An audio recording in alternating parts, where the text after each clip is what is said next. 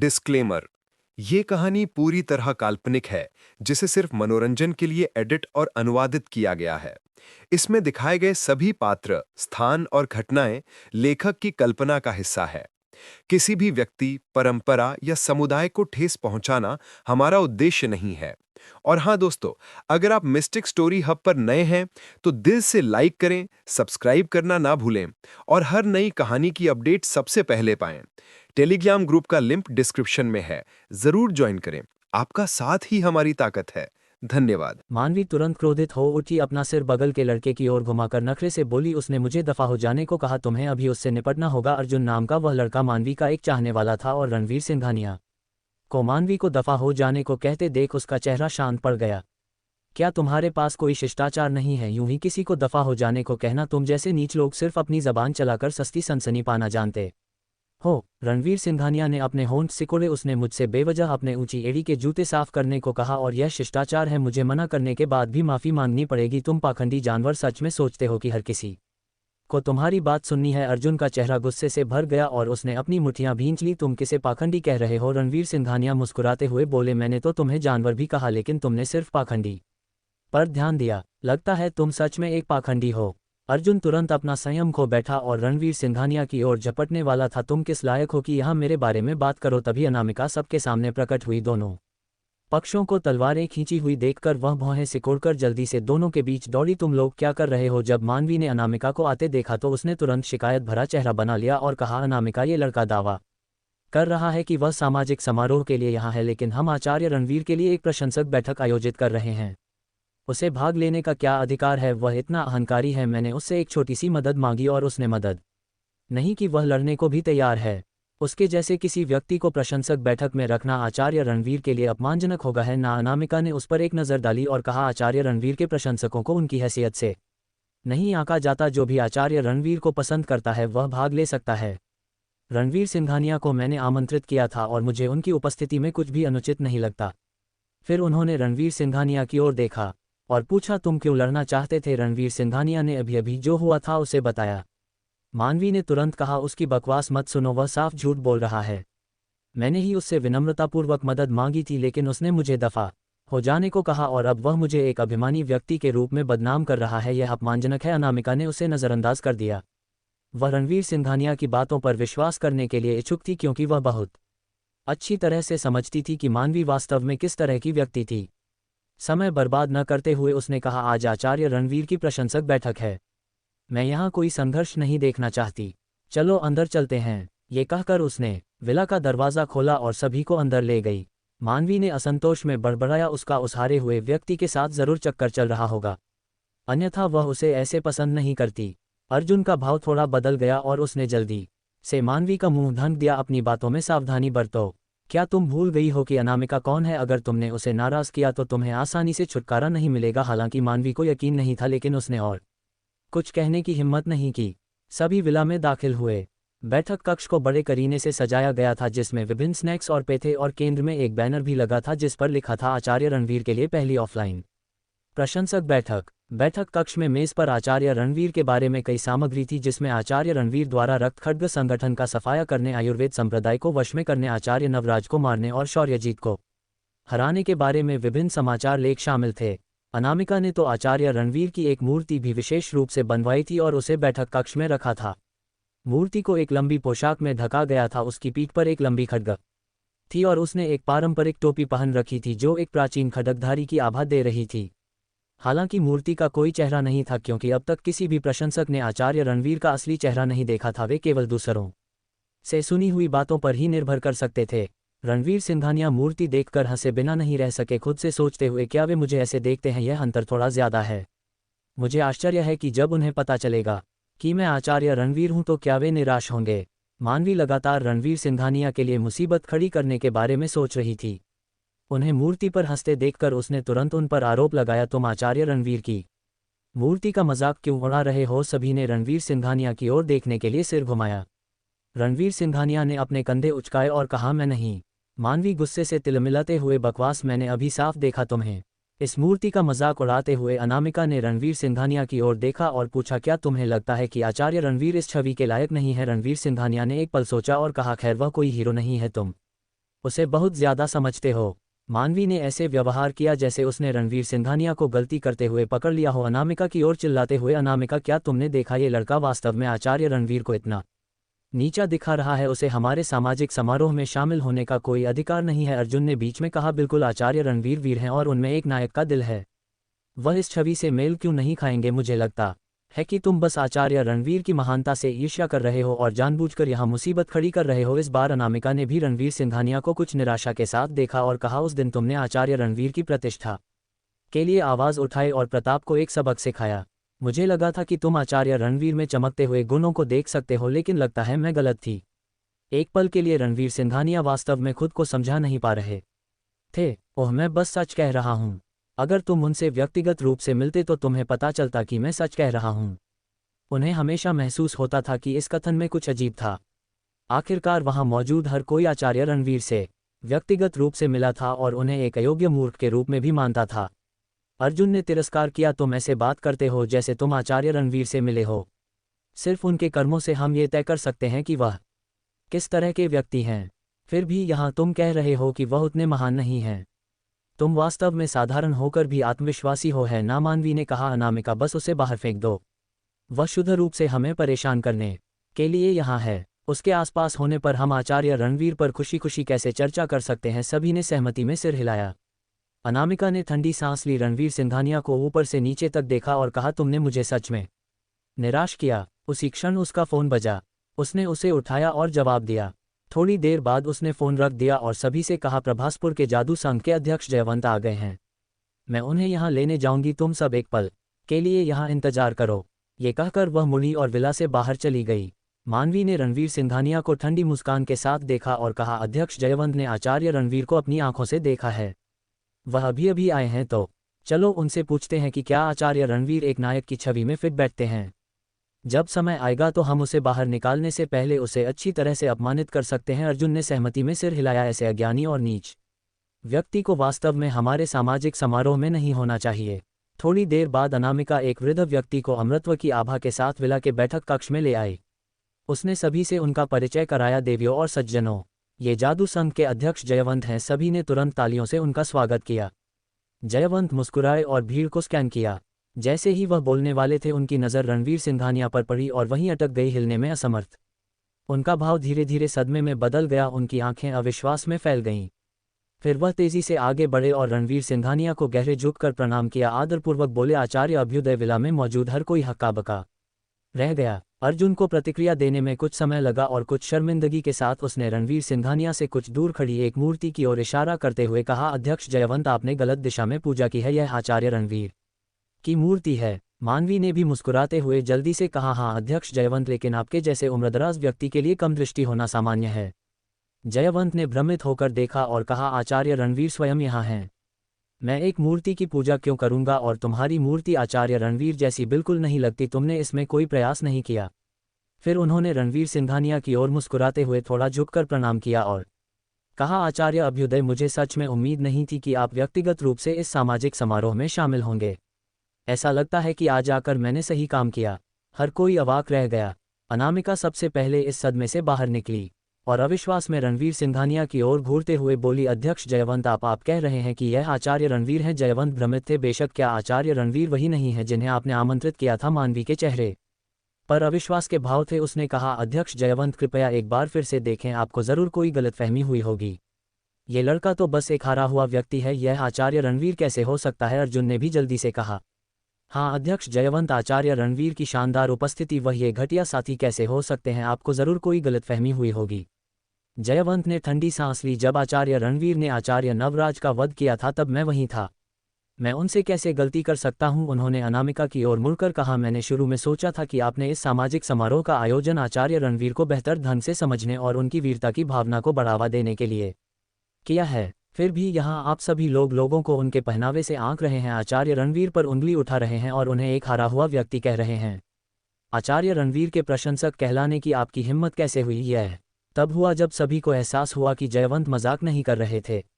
उनके चेहरे सदमे और अविश्वास से भर गए क्योंकि वे रणवीर सिंघानिया को घूर रहे थे। वे आचार्य रणवीर प्रशंसक क्लब की बैठक को लेकर इतने उत्साहित थे, लेकिन जब आचार्य रणवीर उनके ठीक बीच में थे तो उन्हें पहचान भी नहीं पाए और उन्होंने तो उन्हें नीचा भी दिखाया था। उन्हें सचमुच शर्म से मरने जैसा महसूस हुआ। अनामिका ने रणवीर सिंघानिया की ओर देखा और पूछा, क्या क्या आप सच में आचार्य रणवीर हैं? रणवीर सिंघानिया मुस्कुराए और बोले, जी हाँ। मानवी अभी भी हैरान थी और उसने मान कि तुम्हारे पास क्या सबूत है कि तुम आचार्य रणवीर हो? रणवीर सिंघानिया ने उस पर एक नज़र डाली, फिर एक देवचरण स्थापना स्तर के गुरु का दबाव अनलीश हुआ जिसने तुरंत पूरे बैठक कक्ष को घेर लिया। इस दबाव को महसूस करते हुए सभी के चेहरे पीले पड़ गए, उनके बाल खड़े हो गए और उनके दिलों में आसन मृत्यु का आभास हुआ। मानवी इतनी मूर्ख थी कि वह जमीन पर गिर पड़ी। वह महसूस कर सकती थी कि सिर्फ एक नज़र से रणवीर सिंघानिया उसे आसानी से मार सकते थे। धमकाने के एक संक्षिप्त प्रदर्शन के बाद रणवीर सिंघानिया ने अपना दबाव वापस ले लिया और मानवी की ओर देखकर पूछा, क्या अब तुम्हें यकीन है? मानवी का चेहरा डर से भरा हुआ था। अपने पहले के शब्दों को याद करके उसे पछतावे की एक गहरी लहर महसूस हुई। कांपते हुए वह जमीन से उठी और रणवीर सिंघानिया के सामने घुटने टेक दी। आचार्य अभ्युदय, मैं माफ़ी चाहती हूँ, मैं अंधी और अहंकारी थी। मैं जानती हूँ कि मैं गलत थी, कृपया मुझे माफ़ कर दें। इस बिंदु पर अर्जुन भी आश्वस्त हो गया था कि रणवीर सिंघानिया ही आचार्य रणवीर थे। उसके होंठ कांप रहे थे। वह रणवीर सिंघानिया के पास आया और घुटने टेक दिया। रणवीर सिंघानिया से माफ़ी की भीख मांगने लगा। अपने हाथ के एक इशारे से रणवीर सिंघानिया ने उन दोनों को एक तरफ धकेल दिया और ठंडे स्वर में कहा, तुम्हारा व्यवहार मुझे घृणास्पद लगता है। अब तुरंत बाहर निकल जाओ और आज के बाद से यह कहना बंद कर दो कि तुम मेरे प्रशंसक हो। मुझे ये शर्मनाक लगता है। मानवी और अर्जुन दोनों के चेहरे पर निराशा के भाव थे, लेकिन उन्होंने रणवीर सिंघानिया के आदेश की अवज्ञा करने की हिम्मत नहीं की। उन्होंने सिर हिलाया, जमीन से उठे और तेजी से भाग गए। रणवीर सिंघानिया ने फिर दूसरों की ओर देखा, अगर यहाँ कोई और उन दोनों जैसा है तो अभी चला जाए। मुझे तुम जैसे हारे हुए पुरुषों की अपने प्रशंसकों के रूप में ज़रूरत नहीं है। हर कोई तुरंत मानवी और अर्जुन की आलोचना करने लगा ताकि ये दिखा सके कि वे उन दोनों जैसे नहीं थे। अनामिका ने रणवीर सिंघानिया को एक जटिल भाव से देखा, उन दृश्यों को याद करते हुए जहां रणवीर सिंघानिया ने आचार्य रणवीर के बारे में मजाक किया था। इस क्षण तक उसे एहसास नहीं हुआ था कि रणवीर सिंघानिया आचार्य रणवीर को नीचा नहीं दिखा रहे थे बल्कि केवल आत्ममूल्यन कर रहे थे। साथ ही उसे ये भी महसूस हुआ कि वह बहुत मूर्ख थी। उसने आचार्य रणवीर का प्रशंसक होने का दावा किया, लेकिन जब आचार्य रणवीर उसके पास आए तो वह न केवल उन्हें पहचानने में विफल रही बल्कि उसने उनसे बहस भी की। उन्होंने मुझे पहले ज़रूर एक मजाक और मूर्ख के रूप में देखा होगा, अनामिका ने खुद से बड़बड़ाया।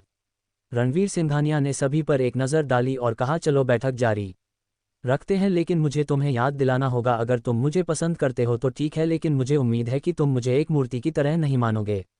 चलो बस दोस्त रहते हैं। हर कोई रोमांचित था और उन्होंने आचार्य रणवीर की विनम्रता और सुलभता के लिए उनकी प्रशंसा की। वे आचार्य रणवीर को अपना आजीवन आदर्श बनाना चाहते थे। रणवीर सिंघानिया ने असहाय महसूस किया। वह समझ नहीं पा रहे थे कि उनके प्रशंसक क्या सोच रहे थे और उन्होंने इस पर ध्यान न देने का फैसला किया। धीरे धीरे उनके साथ बातचीत में शामिल हो गए। अनामिका ने मूल रूप से बैठक में आचार्य रणवीर से संबंधित विषयों पर बातचीत करने का इरादा किया था। अब जब आचार्य रणवीर व्यक्तिगत रूप से आ गए थे तो हर कोई अविश्वसनीय रूप से उत्साहित था और रणवीर सिंघानिया काफ़ी सुलभ थे। उन्हें वहां मौजूद सभी के साथ घुलने मिलने में ज़्यादा समय नहीं लगा। बहुत दावत और उल्लास के बाद बैठक समाप्त हुई और प्रशंसक अनिच्छा से चले गए। तभी अनामिका रणवीर सिंघानिया के पास शर्मिंदा नज़र से आए और बोली, मुझे माफ़ी है, मैंने आपको पहले गलत समझा। मुझे उम्मीद नहीं थी कि आप आचार्य रणवीर होंगे। अगर मुझे पहले पता होता। रणवीर सिंघानिया मुस्कुराए और उसे टोकते हुए बोले, यह एक मामूली बात है। वैसे मुझे उस दिन आपको घर ले जाने के लिए धन्यवाद देना चाहिए जब मैं नशे में धुत होकर बेहोश हो गया था, अन्यथा मुझे सड़क पर सोना पड़ता। वास्तव में मैं आज यहाँ इसलिए आया हूँ क्योंकि मुझे आपकी मदद की ज़रूरत है। अनामिका ने तुरंत पूछा, आपको क्या चाहिए? उसे अब अपराध बोध की गहरी भावना महसूस हुई और अगर वह अपने आदर्श की मदद कर पाती तो उसे बहुत बेहतर महसूस होता। रणवीर सिंघानिया ने पूछा, क्या ये हवेली आपकी है? अनामिका ने जवाब दिया, एक तरह से।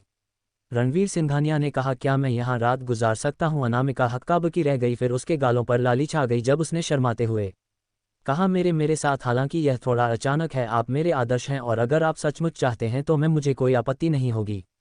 रणवीर सिंघानिया ने उसके माथे पर खटखटाया, तुम क्या सोच रही हो? इस हवेली के नीचे कुछ ऐसा है जिसे मुझे पुनः प्राप्त करना है। ऐसा करते समय मैं कुछ शोर कर सकता हूं, इसलिए मुझे उम्मीद है कि आप सुरक्षा कर्मचारियों को पहले से सूचित कर देंगी ताकि वे आकर मुझे बाधित न करें। अनामिका हक्काबकी रह गई, फिर उसका चेहरा अचानक लाल हो गया जैसे कि उसे भाप दी गई हो, क्योंकि उसने अजीब तरह से चाहा कि वह ज़मीन की दरार में गायब हो जाए। मुझे माफ़ी है, मुझे बहुत माफ़ी है, मैंने बहुत ज़्यादा सोचा, मेरा मतलब नहीं था।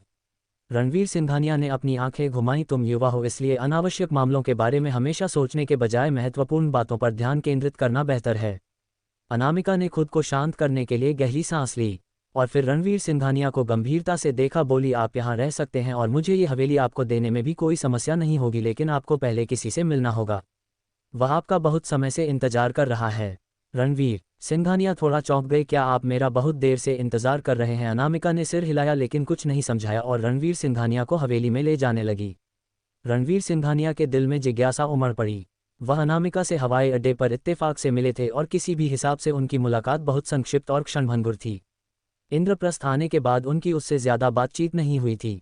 वे दोनों मोहिनी चौहान को ही जानते थे। अब अनामिका का ये कहना कि कोई लंबे समय से उनका इंतजार कर रहा था स्वाभाविक रूप से काफी अजीब था। अनामिका रणवीर सिंघानिया को तहखाने के प्रवेश द्वार तक ले गई और दोनों अंदर चले गए। अनामिका औजारों से भरी एक अलमारी के पास गई। उसने एक छिपे हुए तंत्र को मोड़ने के लिए हाथ बढ़ाया और पूरी अलमारी बाईं ओर सरकने लगी, जिससे एक उच्च सुरक्षा दरवाजा सामने आया, जैसा आप किसी बैंक के तिजोरी में मिलने की उम्मीद करेंगे।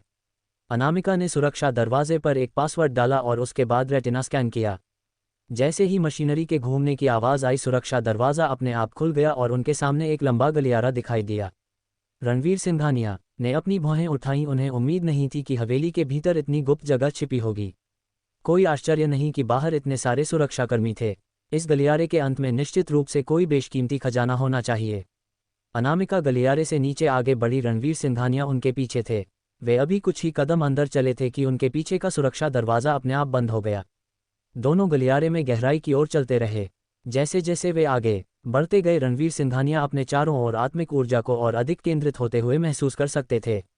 एक विचार अचानक उनके मन में आया, क्या ये गलियारा सीधे भुनाड़ी पर बना है? लगभग कुछ 100 मीटर चलने के बाद एक विशाल कमरा दिखाई दिया। कमरा बहुत साधारण था, जो 80 या 90 के दशक के एक औसत परिवार के शयन कक्ष जैसा दिखता था, जिसका सज्जा भी उसी युग की थी।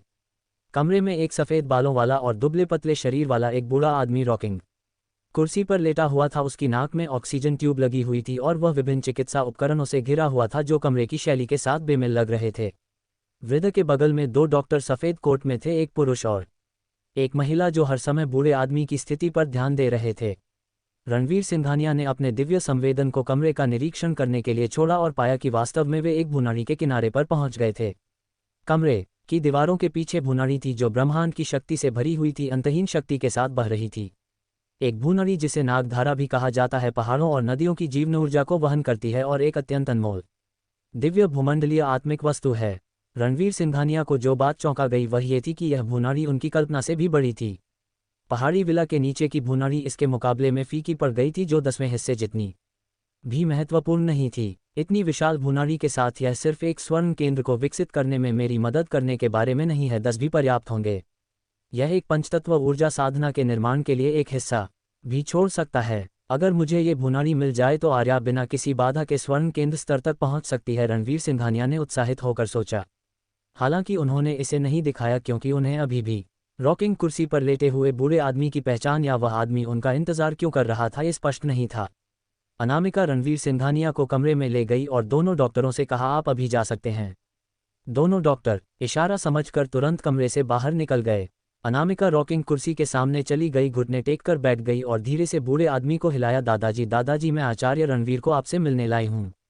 वृद्ध व्यक्ति ने धीरे धीरे अपनी आंखें खोली, जो धुंधली हो गई थीं, और उसके पूरे शरीर में जीवन ऊर्जा लगातार कम हो रही थी। अगर कमरे की भुनाड़ी से निकलता और उसके शरीर को ब्रह्मांड की शक्ति से मिली पोषण न होता, जिससे उसकी प्राणशक्ति का नुकसान रुक गया था, तो वह शायद बहुत पहले ही दफना दिया गया होता। उसकी नज़र रणवीर सिंघानिया पर पड़ी और एक कमज़ोर आवाज़ में उसने कहा, क्या यह आचार्य रणवीर है? अनामिका ने सिर हिलाया, बिल्कुल निश्चित। वृद्ध अचानक उत्साहित हो गया, आचार्य अभ्युदय, मैं स्वतंत्र रूप से हिल नहीं सकता और आपको अपना सम्मान देने में असमर्थ हूँ, कृपया समझें। अनामिका, जल्दी से मेरी ओर से आचार्य रणवीर को 3 बार दंडवत प्रणाम करो। बिना किसी झिझक के अनामिका तुरंत घुटने टेक कर बैठ गई और रणवीर सिंघानिया को जोर से 3 बार दंडवत प्रणाम किया। रणवीर सिंघानिया पूरी तरह से हक्के-बक्के रह गए और तुरंत बोले, जल्दी उठो, तुम बिना किसी कारण के मुझे क्यों दंडवत प्रणाम कर रही हो? वृद्ध ने मुस्कुराते हुए कहा, आचार्य अभ्युदय, आपने मुझ पर दया दिखाई है और मेरे बदले में अनामिका का दंडवत प्रणाम करना ही उचित है। रणवीर सिंघानिया भ्रमित थे। वृद्ध सज्जन, मैं आपको बिल्कुल नहीं जानता, तो हमारे बीच दया की बात कैसे हो सकती है? वृद्ध ने अनामिका की ओर देखा, उसे समझाने का संकेत दिया। अनामिका ने रणवीर सिंघानिया की ओर बहुत गंभीरता से देखा और कहा, पहले मैं आपको अपने दादाजी का परिचय देती हूँ। उनका नाम सम्राट शुभराज है, जिसे शायद आपने न सुना हो, लेकिन आपको उनके एक उपनाम से परिचित होना चाहिए। बाहर के लोग मेरे दादाजी को अट्टालिकाओं के सम्राट कहते हैं। रणवीर सिंघानिया की आंखें अविश्वास में चौड़ी हो गईं। जैसे ही उन्होंने वृद्ध की ओर देखा, उन्हें कभी उम्मीद नहीं थी कि यह वृद्ध सज्जन रहस्यमय अट्टालिकाओं के सम्राट थे, जिनके इंद्रप्रस्थ में आधे से अधिक कार्यालय भवनों के मालिक थे और देव व्यापार मंडल जैसे एक सुपर संगठन को भी उन्हें किराया देना पड़ता था। रणवीर सिंघानिया की प्रतिक्रिया देखकर अनामिका बहुत प्रसन्न हुई और आगे कहा, मैं जानती हूं कि आप सोच रहे हैं कि मेरे दादाजी ऐसा क्यों कहेंगे कि आपने उन पर दया दिखाई है, जबकि आप कभी मिले नहीं हैं। हालांकि आप वास्तव में मेरे दादाजी के लिए एक हितैषी हैं, क्योंकि आपने उनकी आजीवन पीड़ा को नष्ट कर दिया है और एक ऐसे दुख को समाप्त कर दिया है जिसे वह कई सालों से ढो रहे थे। जब मेरे दादाजी युवा थे, तब उनकी एक महिला थी जिसे वे अपनी हड्डियों तक गहराई से प्यार करते थे। वे कंधे से कंधा मिलाकर चलते थे, प्यार में डूबे हुए थे और सोचते थे कि वे एक साथ जीवन बिता सकते हैं। हालांकि एक विदेश यात्रा के दौरान मेरे दादाजी की प्रेमिका को रक्त खड्ग के नेता ने छीन लिया, जो उसे पसंद करता था, और उसने उसे जबरदस्ती अगवा कर लिया। मेरे दादाजी के सामने उन्होंने 4 या 5 अन्य पुरुषों के साथ उसे मार डाला। उसके बाद मेरे दादाजी को रक्त खड्ग के लोगों ने मछली को खिलाने के लिए समुद्र में फेंक दिया था, लेकिन सौभाग्य से उन्हें एक गुजरते हुए क्रूज शिप ने बचा लिया और वे देश लौटकर जिंदा रहे। मेरे दादाजी अपनी प्रिय महिला को खोकर इमेंस दर्द में थे। उन्होंने रक्त खड्ग से बदला लेने की कसम खाई और सभी महिलाओं को त्याग दिया। तब से उन्होंने खुद को अपनी शक्ति बनाने में झोंक दिया और इंद्रप्रस्थ में बड़ी संख्या में कार्यालय भवनों को जमा किया। अंततः वे रहस्यमय अट्टालिकाओं के सम्राट बन गए, जिनके बारे में लोग बात करते थे। फिर भी केवल पैसा होने से रक्त खड्ग का सामना करने के लिए पर्याप्त नहीं था, क्योंकि वे सभी अत्यधिक सक्षम थे। इन वर्षों में मेरे दादाजी ने रक्त खड्ग के सदस्यों को मारने के लिए अनगिनत हथियारों को काम पर रखा था, लेकिन कुछ ही सफल हुए। जैसे जैसे वह बूढ़े होते गए और उनका शरीर कमजोर होता गया, उन्होंने बाद में एक बुद्धिमान व्यक्ति की सलाह मांगी, जिसने उन्हें इस अनमोल जगह में अपने जीवन को लंबा करने के लिए एक कमरा बनाने में मदद की। उन्होंने सोचा था कि वह इस जीवन काल में अपना बदला पूरा होते हुए कभी नहीं देख पाएंगे, लेकिन तब उन्हें खबर मिली कि आचार्य रणवीर ने रक्त खड्ग संगठन को नष्ट कर दिया था, जिससे उनकी आत्मा पर से बोझ हट गया। मरने से पहले उनकी आखिरी इच्छा थी कि वे आचार्य रणवीर से मिलें, जिन्होंने उनका बदला लिया था। जिस कारण से मैं आचार्य रणवीर की प्रशंसक बनी, वह भी मेरे दादाजी की वजह से है। अनामिका की बात सुनने के बाद रणवीर सिंघानिया खुद को भावुक होने से नहीं रोक पाए। उन्हें उम्मीद नहीं थी कि रक्त खड्ग संगठन का सफाया करते हुए उन्होंने अनजाने में अट्टालिकाओं के सम्राट को उनका सबसे गहरा बदला लेने में मदद की थी। हालांकि जल्द ही रणवीर सिंघानिया के दिल में भ्रम की एक झलक उभरी और उन्होंने अनामिका को घूरते हुए पूछा, तुमने अभी कहा था कि उस घटना के बाद तुम्हारे दादाजी ने कभी किसी और महिला को नहीं छुआ, तो तुम कैसे हुई? अनामिका ने रणवीर सिंघानिया पर अपनी आंखें घुमाईं। जब मैं छोटी थी, तब मुझे मेरे दादाजी ने उठा लिया था। उन्होंने मुझे पाल पोस कर बड़ा किया, और भले ही हमारा खून का रिश्ता न हो, मैंने हमेशा उन्हें अपने दादाजी के रूप में माना है। मैं समझा। रणवीर सिंघानिया ने सिर हिलाया। सौम्य भाव के साथ सम्राट शुभराज ने रणवीर सिंघानिया की और देखा और मुस्कुराते हुए कहा, आचार्य अभ्युदय, जिस कारण से मैं अभी भी एक धागे से लटका हुआ हूँ, वह आपसे व्यक्तिगत रूप से मिलना है। अब जबकि मेरी इच्छा पूरी हो गई है, मैं शांति से इस दुनिया को छोड़ सकता हूँ। रणवीर सिंघानिया ने तुरंत कहा, पुराने श्री शुभराज, आप मजाक कर रहे हैं। आपका स्वास्थ्य निश्चित रूप से ठीक हो सकता है। सम्राट शुभराज मुस्कुराए, मैं अपने शारीरिक स्थिति से भली भांति परिचित हूँ। इस जगह के आशीर्वाद के कारण बात करना भी एक बोनस है। बस बहुत हुआ, चलो गंभीर मामलों पर बात करते हैं। फिर उन्होंने फिर से अनामिका की ओर देखा। अनामिका ने सिर हिलाया, फिर कमरे में एक अलमारी से दस्तावेजों का एक ढेर निकाला और उन्हें रणवीर सिंघानिया को सौंपते हुए कहा, दादाजी को अट्टालिकाओं के सम्राट के रूप में जाना जाता है, और यह कोई अतिशयोक्ति नहीं है कि इंद्रप्रस्थ में आधे से अधिक कार्यालय भवनों के मालिक वे हैं।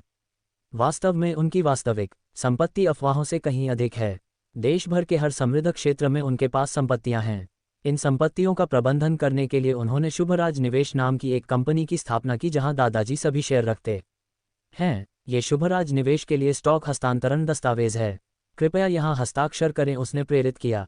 रणवीर सिंघानिया की आंखें चौड़ी हो गईं और उन्होंने जल्दी से सम्राट शुभराज की ओर देखा। पुराने श्री शुभराज, ऐसा नहीं होना चाहिए। मुस्कुराते हुए सम्राट शुभराज ने कहा, आचार्य अभ्युदय, आपने मेरे लिए एक बड़ी दुश्मनी का बदला लिया, जिससे मुझे शांति से इस दुनिया को छोड़ने की अनुमति मिली।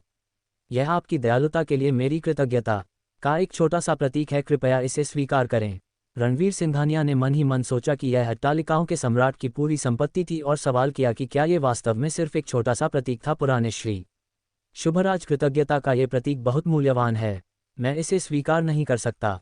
रक्त खड्ग ने कई बुराइयां की हैं और उनके खिलाफ मेरे कार्य केवल स्वर्ग की ओर से न्याय थे। आपको मुझे धन्यवाद देने की कोई ज़रूरत नहीं है। सम्राट शुभराज की धुंधली आंखों में आंसू भर आए जैसे ही उन्होंने कहा, आचार्य अभ्युदय, जो आपके लिए स्वर्ग की ओर से न्याय हो सकता है वह मेरे लिए जीवन भर की पीड़ा से मुक्ति है। यदि आप कृतज्ञता का ये प्रतीक स्वीकार नहीं करते तो मैं परलोक में कैसे शांति से रह पाऊंगा। थोड़ी लाल आंखों के साथ अनामिका ने रणवीर सिंघानिया की ओर देखा और कहा, कृपया हस्ताक्षर करें, अन्यथा दादाजी पछतावे के साथ इस दुनिया से चले जाएंगे। रणवीर सिंघानिया का चेहरा कठिनाई का एक चित्र था, लेकिन सम्राट शुभराज की ये दुखद स्थिति देखकर कि यदि उन्होंने हस्ताक्षर नहीं किए तो वे पछतावे के साथ मर जाएंगे, वे केवल आह भरते हुए कह सके, ठीक है, मैं इस पर हस्ताक्षर करूंगा। अनामिका ने उन्हें पेन दिया। रणवीर सिंघानिया ने अनुबंध पर हस्ताक्षर किए। उन्हें ऐसा लग रहा था जैसे वे एक सपने में हों।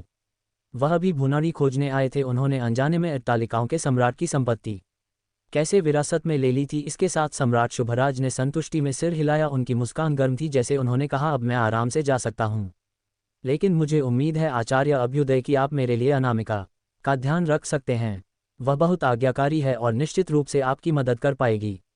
रणवीर सिंघानिया ने सम्राट शुभराज की ओर देखा और कहा, पुराने श्री शुभराज, चूंकि आपने मुझे इतना उदार उपहार दिया है, मैं अब और पीछे नहीं हटूंगा। मेरे पास आपके स्वास्थ्य को सुधारने का एक तरीका है। मैं ये कहने की हिम्मत नहीं करता कि यह आपको जीवन का एक नया पट्टा देगा, लेकिन मैं आपको 10 अतिरिक्त स्वस्थ वर्ष दे सकता हूँ। अनामिका की आंखें चमक उठी। सच में? रणवीर सिंघानिया ने ईमानदारी से सिर हिलाया। सम्राट शुभराज बस 2 बार मुस्कुराए, जरूरत नहीं। उनकी नज़र उठी मानो किसी दूर जगह को देख रहे हों। उनके चेहरे पर लालसा की एक झलक थी। जब वह मुझे छोड़कर गई तो मेरा दिल भी मर गया। मैं इतने सालों से इस दुनिया में सिर्फ इसलिए जी रहा था क्योंकि मैं उसका बदला लिए बिना उससे मिल नहीं सकता था। अब जब मैं आखिरकार जाने दे सकता हूं और उससे मिल सकता हूं तो मैं जीवन से क्यों चिपका रहूं। इसके साथ उनके जीवन के सभी संकेत पूरी तरह से बंद हो गए। उनके बगल के चिकित्सा उपकरण ने संकेत दिया कि उनकी दिल की धड़कन रुक गई थी। रणवीर सिंघानिया का भाव बदल गया और उन्होंने जल्दी से उनकी नब्ज महसूस करने के लिए हाथ बढ़ाया। केवल यह पाया कि जीवन के सभी संकेत स्पष्ट रूप से बंद हो गए थे। आत्मिक ऊर्जा प्रवाहित करना भी व्यर्थ था। अनामिका तुरंत सम्राट शुभराज पर गिर पड़ी और अनियंत्रित रूप से रोने लगी। रणवीर सिंघानिया ने मिश्रित भावनाओं के साथ सम्राट शुभराज की ओर देखा और उनके चेहरे पर शांतिपूर्ण मुस्कान देखकर वे खुद को सोचने से नहीं रोक पाए, शायद उनका चले जाना ही उनकी मुक्ति है। अनामिका बहुत देर तक रोती रही जब तक उसने अपनी सूजी हुई आंखें नहीं रगड़ी और रणवीर सिंघानिया को बताने के लिए उठी, मुझे अगले कुछ दिनों में दादाजी के अंतिम संस्कार का इंतजाम करना होगा। मैं आपको शुभराज निवेश के प्रभारी व्यक्ति का संपर्क दूंगी। यदि आपको किसी चीज़ की ज़रूरत हो तो आप उससे संपर्क कर सकते हैं। मैंने उसे पहले ही सूचित कर दिया है। एक बार जब मैं वापस आ जाऊंगी तो हम हस्तांतरण के साथ आगे बढ़ सकते हैं। रणवीर सिंघानिया ने सिर हिलाया, यह महसूस करते हुए कि उन्हें पुराने श्री शुभराज के हाल ही में निधन के सम्मान में भुनाड़ी पर अपनी पकड़ कई दिनों के लिए टालनी होगी। उन्होंने अनामिका से कहा, मुझे उस तारीख के बारे में बताएं जो आपने अंतिम संस्कार के लिए तय की है और मैं उपस्थित रहूंगा। अनामिका ने जवाब दिया, मेरे दादाजी ने अंतिम संस्कार न करने का निर्देश दिया था। उनके दाह संस्कार के बाद मैं उनकी राख समुद्र में ले जाऊंगी ताकि उन्हें उस व्यक्ति से मिला सकूं जिसे उन्होंने अपना पूरा जीवन याद किया। रणवीर सिंघानिया ने एक बार फिर सम्राट शुभराज की ओर देखा। उनके भीतर प्रशंसा की एक भावना जाग उठी। इतना समर्पित होना वास्तव में इस दुनिया में एक दुर्लभ बात थी। तो फिर पुराने श्री शुभराज की अंतिम इच्छाओं का ध्यान रखने के बाद आप मुझसे कभी भी संपर्क कर सकती हैं, उन्होंने कहा। अनामिका ने सिर हिलाया। सम्राट शुभराज के शरीर को प्रणाम करने के बाद रणवीर सिंघानिया उस जगह से चले गए। अपने रास्ते में रणवीर सिंघानिया ने अपने हाथ में स्टॉक हस्तांतरण दस्तावेज को देखा और असहाय होकर हंसे, सोचते हुए, क्या मैं अब अट्टालिकाओं का नया सम्राट बन गया हूं? क्या यह मेरी अच्छाई और दृढ़ धार्मिकता की तलाश का इनाम है? उन्होंने अनुबंध को दिव्य सृष्टि रत्न में रखा और कार की खिड़की के बाहर गहरी होती रात में विचारपूर्वक घूरते रहे। उस शाम रणवीर सिंघानिया चौहान हवेली लौट आए। जैसे ही वे आंगन में घुसे उन्होंने मुखिया वीरभद्र चौहान के गुस्से भरे शाप सुने। वे 2 जानवर, मैं जानता था कि वे शुरू से ही किसी काम के नहीं थे। अगर मुझे पता होता कि ऐसा होगा तो मैं उन्हें बहुत पहले ही चौहान राजवंश से बाहर निकाल देता। भ्रमित होकर रणवीर सिंघानिया आवाज के स्रोत की ओर बढ़े और पाया कि चौहान राजवंश के सभी वरिष्ठ सदस्य मुख्य कक्ष में मौजूद थे। आर्या सिंह भी वहां थी। उन्होंने आर्या सिंह के पास जाकर पूछा, क्या हो रहा है? भौहें चढ़ाकर आर्या सिंह ने कहा, हाल ही में दादाजी चौहान राजवंश के व्यापारिक खातों का ऑडिट कर रहे थे और उन्होंने पाया कि मेरे चाचा विक्रम और चाची मीनाक्षी ने चौहान राजवंश से स्वतंत्र रूप से एक कंपनी गुप्त रूप से स्थापित की थी। वे चौहान राजवंश से बड़ी मात्रा में परियोजनाओं और धन को इस नई कंपनी में चोरी छिपे हस्तांतरित कर रहे थे। अब जब मेरे चाचा विक्रम को बाहर निकाल दिया गया है तो उनके असली रंग सामने आ गए हैं। उन्होंने घोषणा की है कि वह इस कंपनी का उपयोग चौहान राजवंश को कुचलने के लिए करेंगे। रणवीर सिंघानिया थोड़ा चौंक गए। क्या आप मेरा बहुत देर से इंतजार कर रहे हैं? अनामिका ने सिर हिलाया लेकिन कुछ नहीं समझाया और रणवीर सिंघानिया को हवेली में ले जाने लगी। रणवीर सिंघानिया के दिल में जिज्ञासा उमड़ पड़ी। वह अनामिका से हवाई अड्डे पर इत्तेफाक से मिले थे और किसी भी हिसाब से उनकी मुलाकात बहुत संक्षिप्त और क्षणभंगुर थी। इंद्रप्रस्थ आने के बाद उनकी उससे ज्यादा बातचीत नहीं हुई थी। वे दोनों मोहिनी चौहान को ही जानते थे। अब अनामिका का ये कहना कि कोई लंबे समय से उनका इंतजार कर रहा था स्वाभाविक रूप से काफी अजीब था। अनामिका रणवीर सिंघानिया को तहखाने के प्रवेश द्वार तक ले गई और दोनों अंदर चले गए। अनामिका औजारों से भरी एक अलमारी के पास गई। उसने एक छिपे हुए तंत्र को मोड़ने के लिए हाथ बढ़ाया और पूरी अलमारी बाईं और सरकने लगी, जिससे एक उच्च सुरक्षा दरवाज़ा सामने आया, जैसा आप किसी बैंक के तिजोरी में मिलने की उम्मीद करेंगे। अनामिका ने सुरक्षा दरवाजे पर एक पासवर्ड डाला और उसके बाद रेटिना स्कैन किया। जैसे ही मशीनरी के घूमने की आवाज़ आई, सुरक्षा दरवाज़ा अपने आप खुल गया और उनके सामने एक लंबा गलियारा दिखाई दिया। रणवीर सिंघानिया ने अपनी भौहें उठाईं। उन्हें उम्मीद नहीं थी कि हवेली के भीतर इतनी गुप्त जगह छिपी होगी। कोई आश्चर्य नहीं कि बाहर इतने सारे सुरक्षाकर्मी थे। इस गलियारे के अंत में निश्चित रूप से कोई बेशकीमती खजाना होना चाहिए। अनामिका गलियारे से नीचे आगे बढ़ी। रणवीर सिंघानिया उनके पीछे थे। वे अभी कुछ ही कदम अंदर चले थे कि उनके पीछे का सुरक्षा दरवाज़ा अपने आप बंद हो गया। दोनों गलियारे में गहराई की ओर चलते रहे। जैसे जैसे वे आगे बढ़ते गए, रणवीर सिंघानिया अपने चारों ओर आत्मिक ऊर्जा को और अधिक केंद्रित होते हुए महसूस कर सकते थे। एक विचार अचानक उनके मन में आया, क्या ये गलियारा सीधे भुनाड़ी पर बना है? लगभग कुछ 100 मीटर चलने के बाद एक विशाल कमरा दिखाई दिया। कमरा बहुत साधारण था, जो 80 या 90 के दशक के एक औसत परिवार के शयनकक्ष जैसा दिखता था, जिसका सज्जा भी उसी युग की थी। एक सफ़ेद बालों वाला और दुबले पतले शरीर वाला एक बूढ़ा आदमी रॉकिंग कुर्सी पर लेटा हुआ था। उसकी नाक में ऑक्सीजन ट्यूब लगी हुई थी और वह विभिन्न चिकित्सा उपकरणों से घिरा हुआ था, जो कमरे की शैली के साथ बेमेल लग रहे थे। वृद्ध के बगल में 2 डॉक्टर सफ़ेद कोट में थे, एक पुरुष और एक महिला, जो हर समय बूढ़े आदमी की स्थिति पर ध्यान दे रहे थे।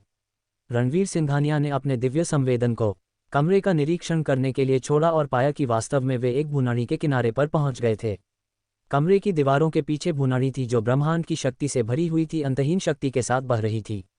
एक भुनाड़ी, जिसे नागधारा भी कहा जाता है, पहाड़ों और नदियों की जीवन ऊर्जा को वहन करती है और एक अत्यंत अनमोल दिव्य भूमंडलीय आत्मिक वस्तु है।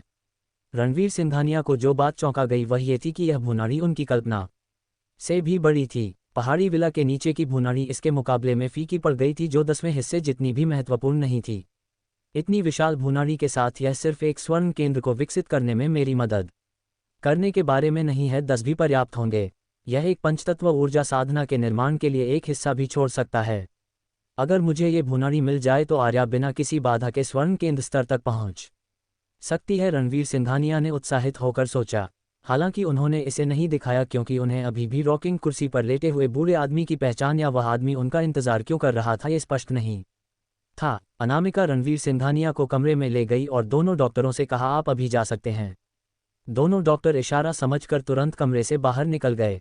अनामिका रॉकिंग कुर्सी के सामने चली गई, घुटने टेक कर बैठ गई और धीरे से बूढ़े आदमी को हिलाया। दादाजी, दादाजी, मैं आचार्य रणवीर को आपसे मिलने लाई हूँ। वृद्ध व्यक्ति ने धीरे धीरे अपनी आंखें खोलीं, जो धुंधली हो गई थीं, और उसके पूरे शरीर में जीवन ऊर्जा लगातार कम हो रही थी। अगर कमरे की भुनाड़ी से निकटता और उसके शरीर को ब्रह्मांड की शक्ति से मिली पोषण न होता, जिससे उसकी प्राणशक्ति का नुकसान रुक गया था, तो वह शायद बहुत पहले ही दफना दिया गया होता। उसकी नज़र रणवीर सिंघानिया पर पड़ी और एक कमज़ोर आवाज़ में उसने कहा, क्या यह आचार्य रणवीर है? अनामिका ने सिर हिलाया, बिल्कुल निश्चित। वृद्ध अचानक उत्साहित हो गया, आचार्य अभ्युदय, मैं स्वतंत्र रूप से हिल नहीं सकता और आपको अपना सम्मान देने में असमर्थ हूँ, कृपया समझें। अनामिका, जल्दी से मेरी ओर से आचार्य रणवीर को 3 बार दंडवत प्रणाम करो। बिना किसी झिझक के अनामिका तुरंत घुटने टेक कर बैठ गई और रणवीर सिंघानिया को जोर से 3 बार दंडवत प्रणाम किया। रणवीर सिंघानिया पूरी तरह से हक्के-बक्के रह गए और तुरंत बोले, जल्दी उठो, तुम बिना किसी कारण के मुझे क्यों दंडवत प्रणाम कर रही हो? वृद्ध ने मुस्कुराते हुए कहा, आचार्य अभ्युदय, आपने मुझ पर दया दिखाई है और मेरे बदले में अनामिका का दंडवत प्रणाम करना ही उचित है। रणवीर सिंघानिया भ्रमित थे। वृद्ध सज्जन, मैं आपको बिल्कुल नहीं जानता, तो हमारे बीच दया की बात कैसे हो सकती है? वृद्ध ने अनामिका की ओर देखा, उसे समझाने का संकेत दिया। अनामिका ने रणवीर सिंघानिया की ओर बहुत गंभीरता से देखा और कहा, पहले मैं आपको अपने दादाजी का परिचय देती हूँ। उनका नाम सम्राट शुभराज है, जिसे शायद आपने न सुना हो, लेकिन आपको उनके एक उपनाम से परिचित होना चाहिए। बाहर के लोग मेरे दादाजी को अट्टालिकाओं के सम्राट कहते हैं। रणवीर सिंघानिया की आंखें अविश्वास में चौड़ी हो गईं जैसे ही उन्होंने वृद्ध की ओर देखा। उन्हें कभी उम्मीद नहीं थी कि यह वृद्ध सज्जन रहस्यमय अट्टालिकाओं के सम्राट थे, जिनके इंद्रप्रस्थ में आधे से अधिक कार्यालय भवनों के मालिक थे और देव व्यापार मंडल जैसे एक सुपर संगठन को भी उन्हें किराया देना पड़ता था। रणवीर सिंघानिया की प्रतिक्रिया देखकर अनामिका बहुत प्रसन्न हुई और आगे कहा, मैं जानती हूं कि आप सोच रहे हैं कि मेरे दादाजी ऐसा क्यों कहेंगे कि आपने उन पर दया दिखाई है जबकि आप कभी मिले नहीं हैं। हालांकि आप वास्तव में मेरे दादाजी के लिए एक हितैषी हैं, क्योंकि आपने उनकी आजीवन पीड़ा को नष्ट कर दिया है और एक ऐसे दुख को समाप्त कर दिया है जिसे वह कई सालों से ढो रहे थे। जब मेरे दादाजी युवा थे तब उनकी एक महिला थी जिसे वे अपनी हड्डियों तक गहराई से प्यार करते थे। वे कंधे से कंधा मिलाकर चलते थे, प्यार में डूबे हुए थे और सोचते थे कि वे एक साथ जीवन बिता सकते हैं। हालांकि एक विदेश यात्रा के दौरान मेरे दादाजी की प्रेमिका को रक्त खड्ग के नेता ने छीन लिया जो उसे पसंद करता था और उसने उसे जबरदस्ती अगवा कर लिया। मेरे दादाजी के सामने उन्होंने 4 या 5 अन्य पुरुषों के साथ उसे मार डाला। उसके बाद मेरे दादाजी को रक्त खड्ग के लोगों ने मछली को खिलाने के लिए समुद्र में फेंक दिया था, लेकिन सौभाग्य से उन्हें एक गुजरते हुए क्रूज शिप ने बचा लिया और वे देश लौटकर जिंदा रहे। मेरे दादाजी अपनी प्रिय महिला को खोकर इमेंस दर्द में थे। उन्होंने रक्त खड्ग से बदला लेने की कसम खाई और सभी महिलाओं को त्याग दिया। तब से उन्होंने खुद को अपनी शक्ति बनाने में झोंक दिया और इंद्रप्रस्थ में बड़ी संख्या में कार्यालय भवनों को जमा किया। अंततः वे रहस्यमय अट्टालिकाओं के सम्राट बन गए जिनके बारे में लोग बात करते थे। फिर भी केवल पैसा होने से रक्त खड्ग का सामना करने के लिए पर्याप्त नहीं था, क्योंकि वे सभी अत्यधिक सक्षम थे। इन वर्षों में मेरे दादाजी ने रक्त खड्ग के सदस्यों को मारने के लिए अनगिनत हथियारों को काम पर रखा था, लेकिन कुछ ही सफल हुए।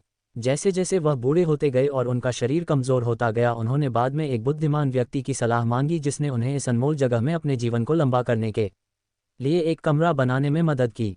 उन्होंने सोचा था कि वह इस जीवन काल में अपना बदला पूरा होते हुए कभी नहीं देख पाएंगे, लेकिन तब उन्हें खबर मिली कि आचार्य रणवीर ने रक्त खड्ग संगठन को नष्ट कर दिया था, जिससे उनकी आत्मा पर से बोझ हट गया। मरने से पहले उनकी आखिरी इच्छा थी कि वे आचार्य रणवीर से मिले जिन्होंने उनका बदला लिया था। जिस कारण से मैं आचार्य रणवीर की प्रशंसक बनी वह भी मेरे दादाजी की वजह से है। अनामिका की बात सुनने के बाद रणवीर सिंघानिया खुद को भावुक होने से नहीं रोक पाए। उन्हें उम्मीद नहीं थी कि रक्त खड्ग संगठन का सफाया करते हुए उन्होंने अनजाने में अट्टालिकाओं के सम्राट को उनका सबसे गहरा बदला लेने में मदद की थी। हालांकि जल्द ही रणवीर सिंघानिया के दिल में भ्रम की एक झलक उभरी और उन्होंने अनामिका को घूरते हुए पूछा, तुमने अभी कहा था कि उस घटना के बाद तुम्हारे दादाजी ने कभी किसी और महिला को नहीं छुआ, तो तुम कैसे हुई? अनामिका ने रणवीर सिंघानिया पर अपनी आंखें घुमाईं। जब मैं छोटी थी तब मुझे मेरे दादाजी ने उठा लिया था। उन्होंने मुझे पालपोस कर बड़ा किया और भले ही हमारा खून का रिश्ता न हो, मैंने हमेशा उन्हें अपने दादाजी के रूप में माना है। मैं समझा। रणवीर सिंघानिया ने सिर हिलाया। सौम्य भाव के साथ सम्राट शुभराज ने रणवीर सिंघानिया की ओर देखा और मुस्कुराते हुए कहा, आचार्य अभ्युदय, जिस कारण से मैं अभी भी एक धागे से लटका हुआ हूँ वह आपसे व्यक्तिगत रूप से मिलना है। अब जबकि मेरी इच्छा पूरी हो गई है, मैं शांति से इस दुनिया को छोड़ सकता हूँ। रणवीर सिंघानिया ने तुरंत कहा, पुराने श्री शुभराज, आप मजाक कर रहे हैं। आपका स्वास्थ्य निश्चित रूप से ठीक हो सकता है। सम्राट शुभराज मुस्कुराए, मैं अपने शारीरिक स्थिति से भली भांति परिचित हूँ। इस जगह के आशीर्वाद के कारण बात करना भी एक बोनस है। बस बहुत हुआ, चलो गंभीर मामलों पर बात करते हैं। फिर उन्होंने फिर से अनामिका की ओर देखा। अनामिका ने सिर हिलाया, फिर कमरे में एक अलमारी से दस्तावेजों का एक ढेर निकाला और उन्हें रणवीर सिंघानिया को सौंपते हुए कहा, दादाजी को अट्टालिकाओं के सम्राट के रूप में जाना जाता है और यह कोई अतिशयोक्ति नहीं है कि इंद्रप्रस्थ में आधे से अधिक कार्यालय भवनों के मालिक वे हैं। वास्तव में उनकी वास्तविक संपत्ति अफवाहों से कहीं अधिक है।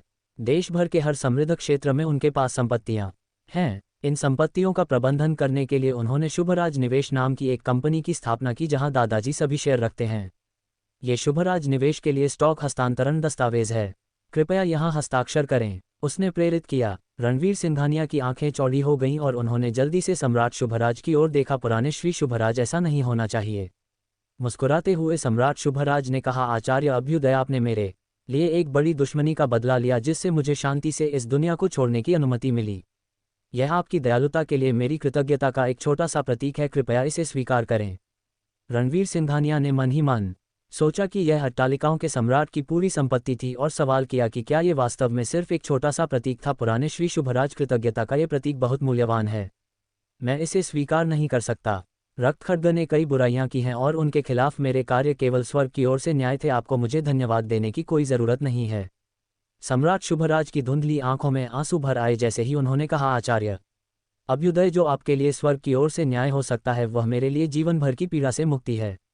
यदि आप कृतज्ञता का ये प्रतीक स्वीकार नहीं करते तो मैं परलोक में कैसे शांति से रह पाऊंगा। थोड़ी लाल आंखों के साथ अनामिका ने रणवीर सिंघानिया की ओर देखा और कहा, कृपया हस्ताक्षर करें, अन्यथा दादाजी पछतावे के साथ इस दुनिया से चले जाएंगे।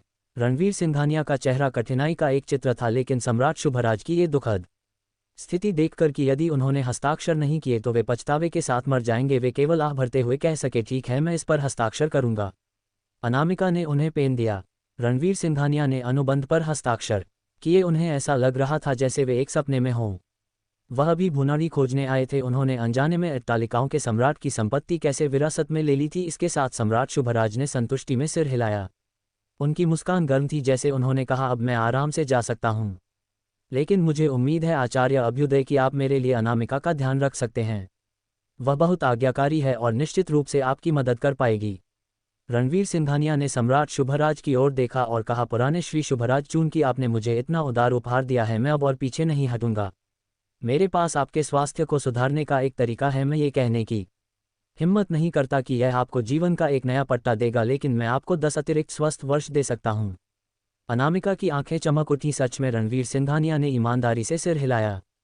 सम्राट शुभराज बस 2 बार मुस्कुराए, जरूरत नहीं। उनकी नज़र उठी मानो किसी दूर जगह को देख रहे हों। उनके चेहरे पर लालसा की एक झलक थी। जब वह मुझे छोड़कर गई तो मेरा दिल भी मर गया।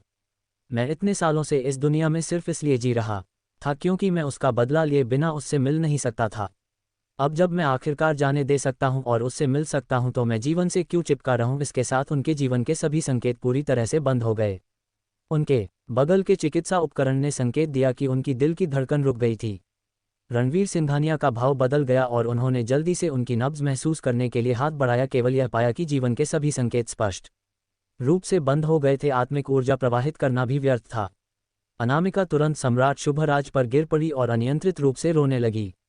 रणवीर सिंघानिया ने मिश्रित भावनाओं के साथ सम्राट शुभराज की ओर देखा और उनके चेहरे पर शांतिपूर्ण मुस्कान देखकर वे खुद को सोचने से नहीं रोक पाए, शायद उनका चले जाना ही उनकी मुक्ति है।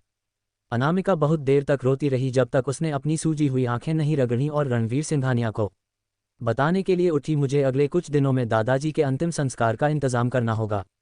मैं आपको शुभराज निवेश के प्रभारी व्यक्ति का संपर्क दूंगी।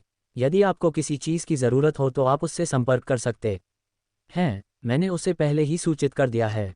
एक बार जब मैं वापस आ जाऊंगी तो हम हस्तांतरण के साथ आगे बढ़ सकते हैं।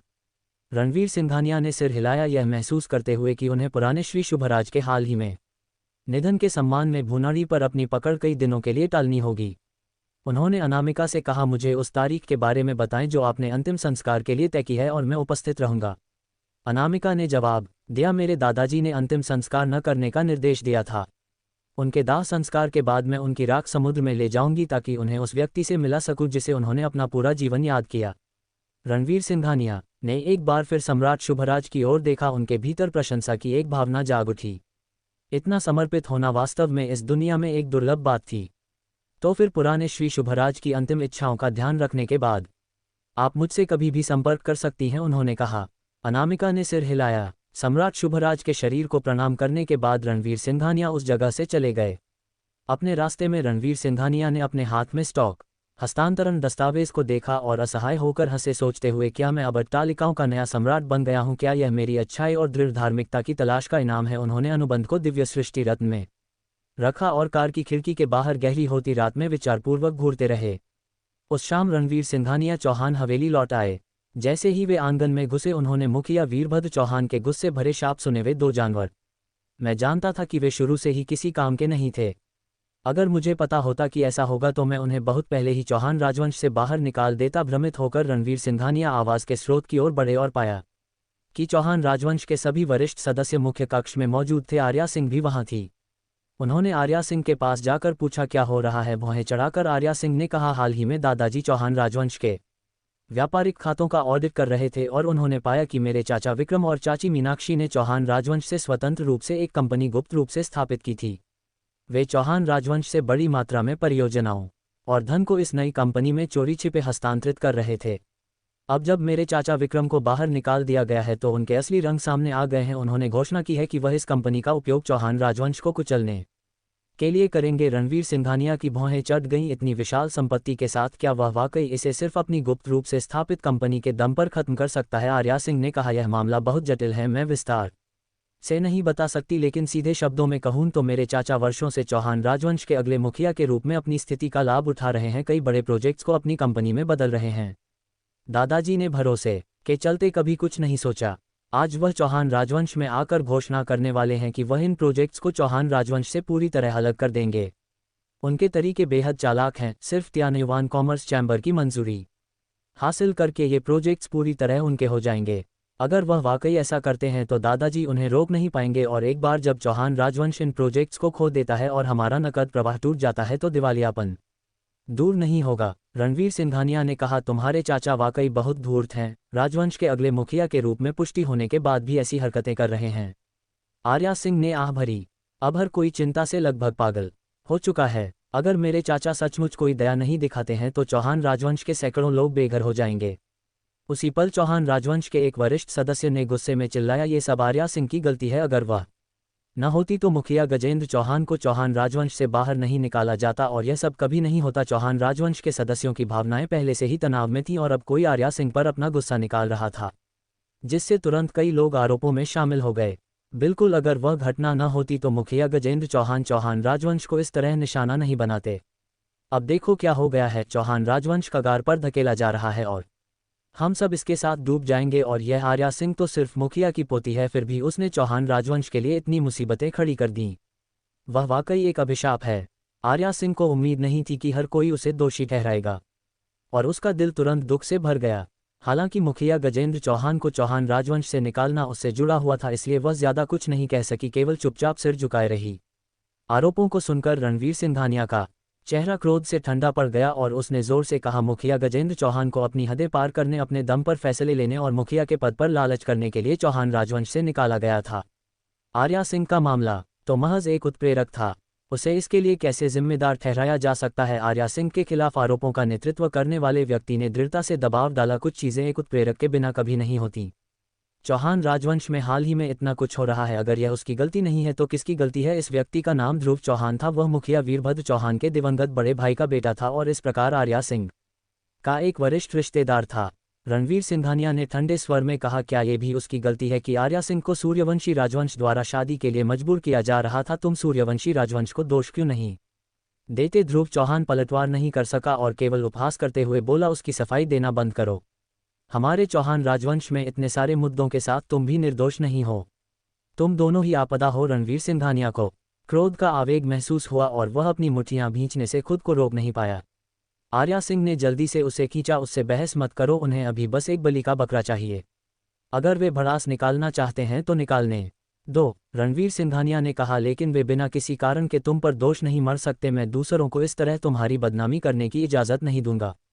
मुखिया वीरभद्र चौहान ने बेबसी की नज़र से यह नज़ारा देखा। चौहान राजवंश के सदस्य घबराए हुए और अपनी भावनाओं को बाहर निकालने के लिए बेताब थे। अगर वह लगातार हस्तक्षेप करते तो ये केवल गहरे संघर्षों को भड़काता। ध्रुव चौहान ने रणवीर सिंघानिया की ओर देखा और कहा, तुम दोनों ने हमें ऐसी स्थिति में डाल दिया है जहां चौहान राजवंश के सैकड़ों लोगों को कठिनाइयों का सामना करना पड़ेगा, और तुम हमें अपने मन की बात भी नहीं कहने दोगे। उस भींची हुई मुट्ठी से क्या करने का इरादा है? क्या तुम मुझे मारना चाहते हो? अगर हिम्मत है तो आगे बढ़ो और मुझे पीट कर मार डालो, ये तो बस तुम्हारे अपराध को और ज्यादा साबित करेगा। आर्या सिंह ने रणवीर सिंघानिया की बांह कसकर पकड़ी, इस डर से कि वह उस पल की गर्मी में जल्दबाजी में कोई कार्रवाई कर देगा। आर्या सिंह को इतना परेशान देखकर रणवीर सिंघानिया को दया आए और उसने महसूस किया कि उसका व्यवहार उसकी स्थिति को और अधिक शर्मनाक बना देगा। वह ये भी जानता था कि आर्या सिंह के खिलाफ चौहान राजवंश के आरोप केवल उनकी निराशाओं को व्यक्त करने का एक तरीका थे और उनसे व्यर्थ बहस करना निरर्थक होगा। अब एकमात्र समाधान चौहान राजवंश के संकट को हल करना था, ताकि आर्या सिंह को बदनाम होने का बोझ न उठाना पड़े। उसने गहरी सांस ली और ध्रुव चौहान की ओर देखा, चूंकि तुम इतने आश्वस्त हो कि हमने चौहान राजवंश की वर्तमान स्थिति पैदा की है, तो मैं पहले चौहान राजवंश के सामने आने वाली समस्या को हल करूंगा और फिर तुमसे हिसाब चुकता करूंगा। ध्रुव चौहान ने अपने होंठ सिकुड़े, हमारे चौहान राजवंश के इतने सारे शीर्ष अधिकारी इस मुद्दे को हल करना नहीं जानते। तुम्हें ऐसी बातें कहने का आत्मविश्वास कहाँ से मिलता है? चौहान राजवंश इस बार सचमुच खत्म हो गया है। तुम वाकई शक्तिशाली हो, लेकिन व्यापारिक प्रतिस्पर्धा लड़ने से अलग है। यह ऐसी चीज नहीं है जिसे तुम सिर्फ ये कहकर हल कर सकते हो कि तुम कर दोगे। चौहान राजवंश के कई लोगों ने अपनी सहमति व्यक्त की। रणवीर सिंघानिया ने उपहास किया, चूंकि तुम इतने निराशावादी हो तो हम एक शर्त क्यों न लगाएं, अगर मैं ये समस्या हल कर सकता हूं तो तुम घुटने टेक कर मुझे और आर्या सिंह को दंडवत प्रणाम करोगे, कैसा रहेगा? ध्रुव चौहान ने उपहास किया, जरूर, लेकिन अगर तुम इसे हल नहीं कर पाते तो आर्या सिंह को चौहान राजवंश से निकाल दिया जाएगा और उसका नाम चौहान राजवंश के अपमान के स्तंभ पर अंकित किया जाएगा, रणवीर सिंघानिया ने कहा। इस शर्त का आर्या सिंह से कोई लेना देना नहीं है। अगर मैं इसे नहीं कर पाया तो मैं यहाँ मौजूद सभी चौहान राजवंश के सदस्यों को दंडवत प्रणाम करूंगा और माफी मांगूंगा। ध्रुव चौहान तुरंत चिल्लाया, ये सौदा पक्का? आर्या सिंह का रंग बदल गया और उसने जल्दी से कहा, इसकी क्या जरूरत है, इस मामले को हल करना आसान नहीं है। रणवीर सिंघानिया ने उसकी ओर देखा और मुस्कुराते हुए कहा, चिंता मत करो, चूंकि मैंने कहने की हिम्मत की है तो मेरे पास निश्चित रूप से एक समाधान है। वे अपनी भावनाएं व्यक्त करना चाहते हैं, ये सच है, लेकिन इसका मतलब यह नहीं है कि तुम्हें सारी शिकायतें झेलनी चाहिए। ध्रुव चौहान हंसा, चौहान राजवंश लगभग खत्म होने वाला है और ऐसा होने से पहले तुम्हें एक बेजोड़ महाशक्तिशाली व्यक्ति जो सूर्यवंशी राजवंश के मुखिया का गुरु भी हो सकता है, हम सभी चौहान राजवंश के सामने घुटने टेकते हुए देखना वाकई एक कड़वी खुशी होगी। चौहान राजवंश के बाकी लोगों ने स्पष्ट रूप से उसकी भावना साझा नहीं की, क्योंकि उन सभी ने धीरे से आह भरी। अफसोस, वह कितना भी शक्तिशाली क्यों न हो, वह सिर्फ एक बलशाली व्यक्ति है। वह व्यापार जगत की समस्याओं को कैसे हल कर सकता है, वह वाकई बहुत अहंकारी है। रणवीर सिंघानिया अंततः अभी भी एक युवा व्यक्ति है। मुखिया गजेंद्र चौहान के दांव पैंच बेहद चालाक हैं, उनमें कोई गलती नहीं मिल सकती। अब उसे चौहान राजवंश को पूरी तरह से उखाड़ फेंकने के लिए सिर्फ त्यानयुवान कॉमर्स चैम्बर की सहमति चाहिए, इसे रोकने का कोई रास्ता नहीं है। इस बिंदु पर हम इसे केवल भाग्य पर ही छोड़ सकते हैं, लेकिन ईमानदारी से कहूं तो आर्या सिंह और रणवीर सिंघानिया के बिना चौहान राजवंश सचमुच इस स्थिति में नहीं आता। रणवीर सिंघानिया ने उनकी बातों पर ध्यान नहीं दिया, वह अपने कार्यों से इन लोगों को चुप करा देगा। मुखिया वीरभद्र चौहान पास आए और आह भरते हुए बोले, रणवीर सिंघानिया, तुमने बहुत जल्दबाजी में काम किया है। रणवीर सिंघानिया मुस्कुराए और बोले, मुझे ऐसा नहीं लगता। आर्या सिंह ने अपनी चिंता व्यक्त की, तो हम इस समस्या को कैसे हल करेंगे? मेरे चाचा ने जो भी कार्रवाई की वे सभी कानूनी और विनियमित थीं, आप उन पर दोष नहीं लगा सकते। रणवीर सिंघानिया ने उसकी ओर देखा और कहा, क्या तुमने पहले नहीं कहा था कि उन प्रोजेक्ट्स को उसका बनाने के लिए उसे त्यानयुवान कॉमर्स चैम्बर की सहमति की जरूरत थी? अगर हम त्यानयुवान कॉमर्स चैम्बर को मना करने का कोई तरीका खोज ले तो क्या वह तब घाटे में नहीं रहेगा? लेकिन मुखिया वीरभद्र चौहान ने पूर्ण निश्चितता के साथ कहा, त्यानयुवान कॉमर्स चैम्बर कभी मना नहीं करेगा। जब रणवीर सिंघानिया ने देखा कि मुखिया वीरभद्र चौहान कितने आश्वस्त थे तो उसे थोड़ा संदेह हुआ और उसने पूछा, क्यों? मुखिया वीरभद्र चौहान ने गंभीर स्वर में कहा, चौहान राजवंश ने हाल के वर्षों में तेजी से विकास किया है और चुपचाप व्यापार जगत में एक दिग्गज बनने की कगार पर पहुंच गया है, कुछ ऐसा जिसे तक्षशिला वाणिज्य संघ देखना नहीं चाहता। इसलिए यदि चौहान राजवंश की शक्ति को कमजोर करने का अवसर मिलता है तो वे निश्चित रूप से इसे हाथ से जाने नहीं देंगे। रणवीर सिंघानिया ने कहा, लेकिन अगर चौहान राजवंश गिरता है तो ये तक्षशिला वाणिज्य संघ के लिए जरूरी नहीं कि अच्छी बात हो।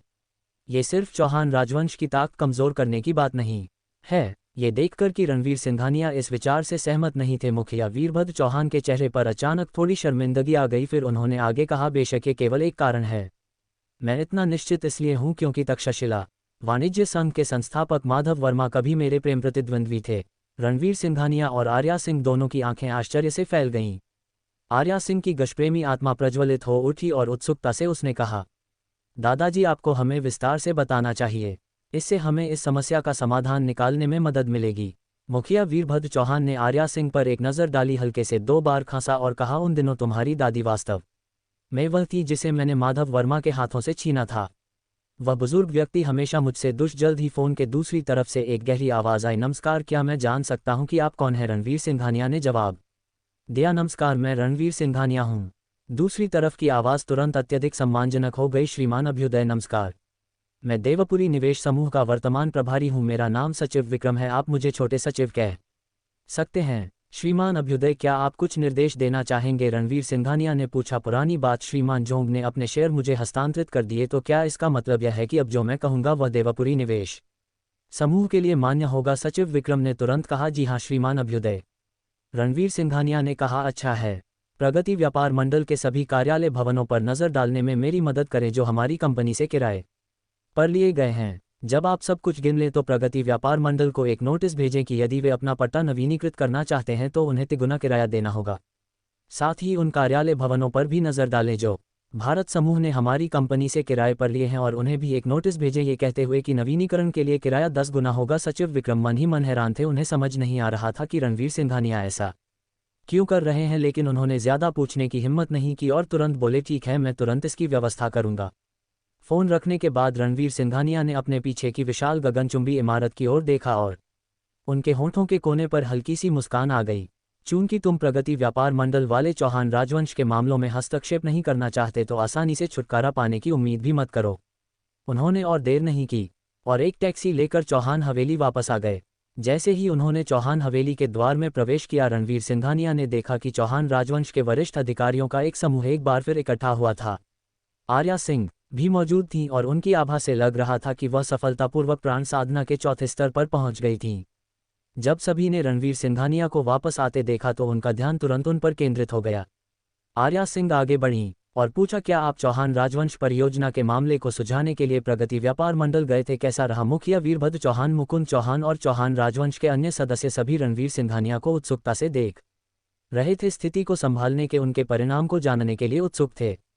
जैसे ही वह बोलने वाले थे, एक व्यंग्यात्मक हंसी सुनाई दी। परिणाम स्पष्ट है कि उन्हें प्रगति व्यापार मंडल के अध्यक्ष विक्रमजीत ने अस्वीकार कर दिया और उन्हें बाहर भी खदेड़ दिया गया। आवाज सुनकर सभी ने मुड़कर देखा और महसूस किया कि गजेंद्र चौहान ही आया था। मुखिया वीरभद्र चौहान ने गजेंद्र चौहान की ओर ठंडे चेहरे से देखा। तुम्हारी अभी भी चौहान हवेली में पैर रखने की हिम्मत कैसे हुई? अभी बाहर निकलो, मैं तुम्हें फिर से देखना नहीं चाहता। गजेंद्र चौहान मुस्कुराते हुए बोला, पिताजी, आपके मुझे चौहान राजवंश से निकालने के कठोर निर्णय के बावजूद मैं अभी भी आपका बेटा हूँ। चाहे आप कितने भी निर्मम क्यों ना हो, आप मुझे घर लौटने से मना नहीं कर सकते हैं ना? मुखिया वीरभद्र चौहान ने ठंडे स्वर में कहा, मेरा तुम जैसा कोई बेटा नहीं है। मुकुंद चौहान आगे बढ़ा और रणवीर सिंघानिया से कहा, रणवीर सिंघानिया, आपको सबसे पहले प्रगति व्यापार मंडल की अपनी यात्रा के परिणाम के बारे में बताना चाहिए। सभी इंतजार कर रहे हैं। गजेंद्र चौहान हंसा और बोला, आप सभी को नहीं लगता कि मैंने अभी जो कहा वह मजाक था? है ना, मैं आज प्रगति व्यापार मंडल में था और मैंने व्यक्तिगत रूप से देखा कि उन्हें अध्यक्ष विक्रमजीत ने बाहर खदेड़ दिया। चौहान राजवंश के सदस्यों के चेहरे तुरंत अविश्वसनीय रूप से बदसूरत हो गए। मुकुंद चौहान ने भौहें चढ़ाईं और रणवीर सिंघानिया से पूछा, क्या वह जो कह रहा है वह सच है? रणवीर सिंघानिया ने सिर हिलाया। प्रगति व्यापार मंडल ने वाकई मुझे अस्वीकार कर दिया, लेकिन इससे पहले कि वह अपना वाक्य पूरा कर पाते चौहान राजवंश के लोग पहले ही शिकायत करने लगे थे। मैं जानता था कि यह लड़का भरोसेमंद नहीं है, उसकी कोई पृष्ठभूमि नहीं है। प्रगति व्यापार मंडल उसकी बात क्यों सुनेगा? इस लड़के ने कल इतने आत्मविश्वास से वादे किए थे, लेकिन वह समस्या को बिल्कुल भी हल नहीं कर पा रहा है। मुझे ज़रूर पागल होना चाहिए था जो उससे इसे हल करने की उम्मीद की। ये सब खत्म हो गया, हम पूरी तरह से खत्म हो गए हैं। चौहान राजवंश की शक्ति कम हो गई है और हम सब ठंडे में छोड़ दिए जाएंगे। गजेंद्र चौहान चौहान राजवंश के सदस्यों को इस स्थिति में देखकर उसके चेहरे पर आत्मसंतुष्टि छाई हुई थी। चौहान राजवंश से अपने स्वयं के अपमानजनक निष्कासन को याद करते हुए उसे अत्यधिक संतुष्टि महसूस हुई। वह मुखिया वीरभद्र चौहान की ओर मुड़ा और मुस्कुराते हुए पूछा, पिताजी, क्या आपको अब मुझे चौहान राजवंश से निकालने का पछतावा है? मुखिया वीरभद्र चौहान का चेहरा कुछ गहरा था, क्योंकि उन्होंने गजेंद्र चौहान की ओर देखा और कहा, यह पुष्टि होने के बाद भी कि तुम चौहान राजवंश के अगले मुखिया बनने वाले थे, तुमने फिर भी ऐसे कामों में संलग्न रहे जिसने गुप्त रूप से चौहान राजवंश को कमजोर किया। केवल इसी कारण से मुझे तुम्हें चौहान राजवंश से निकालने का कभी पछतावा नहीं होगा। चाहे तुम कितना भी अच्छा या बुरा करो, तुम हमेशा चौहान राजवंश के लिए एक अपमान रहोगे। गजेंद्र चौहान का चेहरा तुरंत गहरा हो गया और उसने दांत पीसते हुए कहा, मैंने बस अपने लिए कुछ फायदे सुरक्षित किए। आप मजबूत और अच्छी सेहत में हैं, कौन जानता है कि आप कितने और सालों तक परिवार के मुखिया का पद संभालेंगे। क्या अपने हितों के बारे में सोचना गलत है? आप कहते हैं कि मैं चौहान राजवंश के लिए एक अपमान हूं, है ना? ठीक है, मैं देखना चाहता हूं कि एक बार जब ये गिरेगा तो वे किसे चौहान राजवंश का पापी कहेंगे। बोलने के बाद वह चौहान राजवंश की भीड़ की ओर मुड़ा और जोर से घोषणा कि आज मैं यहाँ एक और उद्देश्य से आया हूँ। आप सभी चौहान राजवंश की वर्तमान स्थिति को समझते हैं। एक बार जब चौहान राजवंश गिर जाएगा तो आपको वह समृद्ध और शानदार जीवन जीने का अवसर नहीं मिलेगा जो आप कभी जीते थे।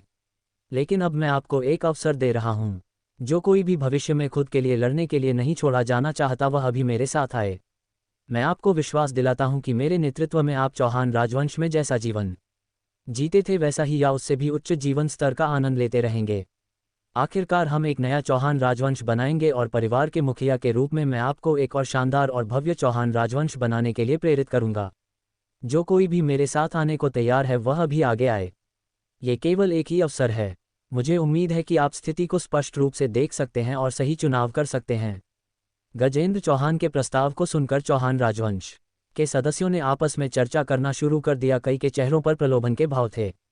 मुखिया वीरभद्र चौहान को उम्मीद नहीं थी कि गजेंद्र चौहान राजवंश के खिलाफ ऐसी विधि का उपयोग करेगा और गुस्से में उनकी सांस तेज हो गई। एक कठोर नज़र के साथ उन्होंने गजेंद्र चौहान से दांत पीसते हुए कहा, तुम जानवर, तुम्हें नया चौहान राजवंश स्थापित करने का क्या अधिकार है? गजेंद्र चौहान ने ठंडे स्वर में जवाब दिया, यह तय करना आपका काम नहीं है कि मैं योग्य हूं या नहीं, बल्कि उनका है।